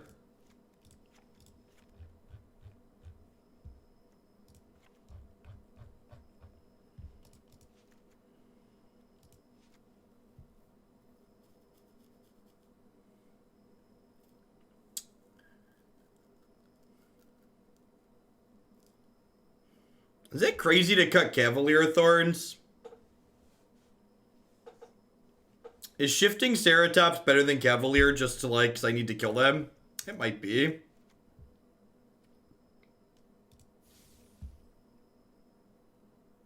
Keep Nexus to cut off one of their win cons? Nah. The number of times where they can like mill you out, but they can't like kill you a different way are like really few and far between.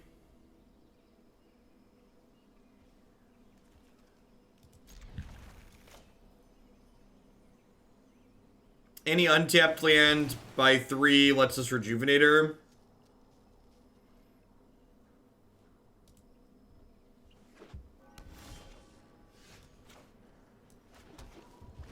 You definitely boost Jeskai Blade. Thanks for the tier 2, Socio. I appreciate it.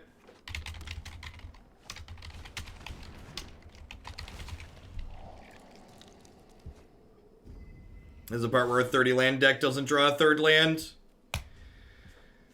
We've been doing really poorly. It's one of those. It's been one of those reminder that Jeff's kind of miserable playing competitive Magic, and we're just not going to top whatever the ladder this season.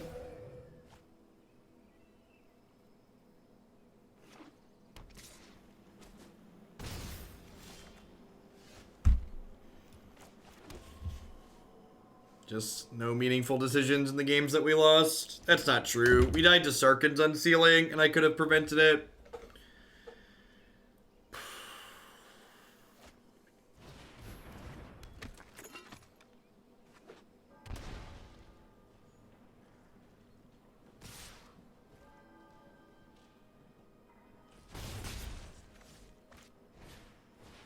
The season ends at the end of next month, at the end of the month, but it's just like, it's just a time commitment and a fun commitment, right? Like, and the other thing you have to realize is that, like, at the end of it all, like, even if I spend a bunch of time and get really lucky, like, you have to get lucky on the ladder, and then you have to get lucky in the actual event too, and then, like, you just get fucked by tiebreakers at the end of it, and it just doesn't matter. So, like, even if I, like, devote another chunk of the stream time to, like, trying to make it, like, one, there's no guarantee if I spend another 10 hours playing, we're not just gonna go 50% and lose anyways. You have to be better than 1%. You have to be better than 1% twice in a row. Yeah, so we're gonna finish at 1072 with that loss, and, we started at 1164, I think it was. Thanks for the 2 months, Mumez. Yeah, I agree, Marty. I don't know. Like I said, it's just kind of miserable. Or it's not miserable. I really wanted to do it and maybe eventually hit the Mythic Championship of my own Steam, just because we're never going to get anything friendly from Wizards, because they're the people that make decisions there are thin-skinned and can't handle constructive criticism on occasion.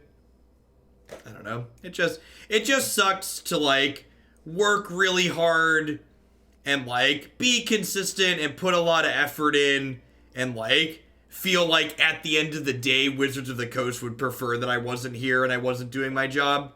And, like, it just makes me sad when I think about it, and then it makes me frustrated. So I just try not to think about it these days, but it's just, you know, it's not a happy place to be. I feel very unwelcome by Wizards of the Coast and a large portion of the Magic community. And it just feels like, you know, I wanted to run good enough to get into run well enough to get into the MC because, you know, like I feel like I have to prove something, but I don't. It's just sad. And I appreciate all of y'all. Y'all are great. Thanks for being here. I'll be back on Monday. I'll catch all y'all around later.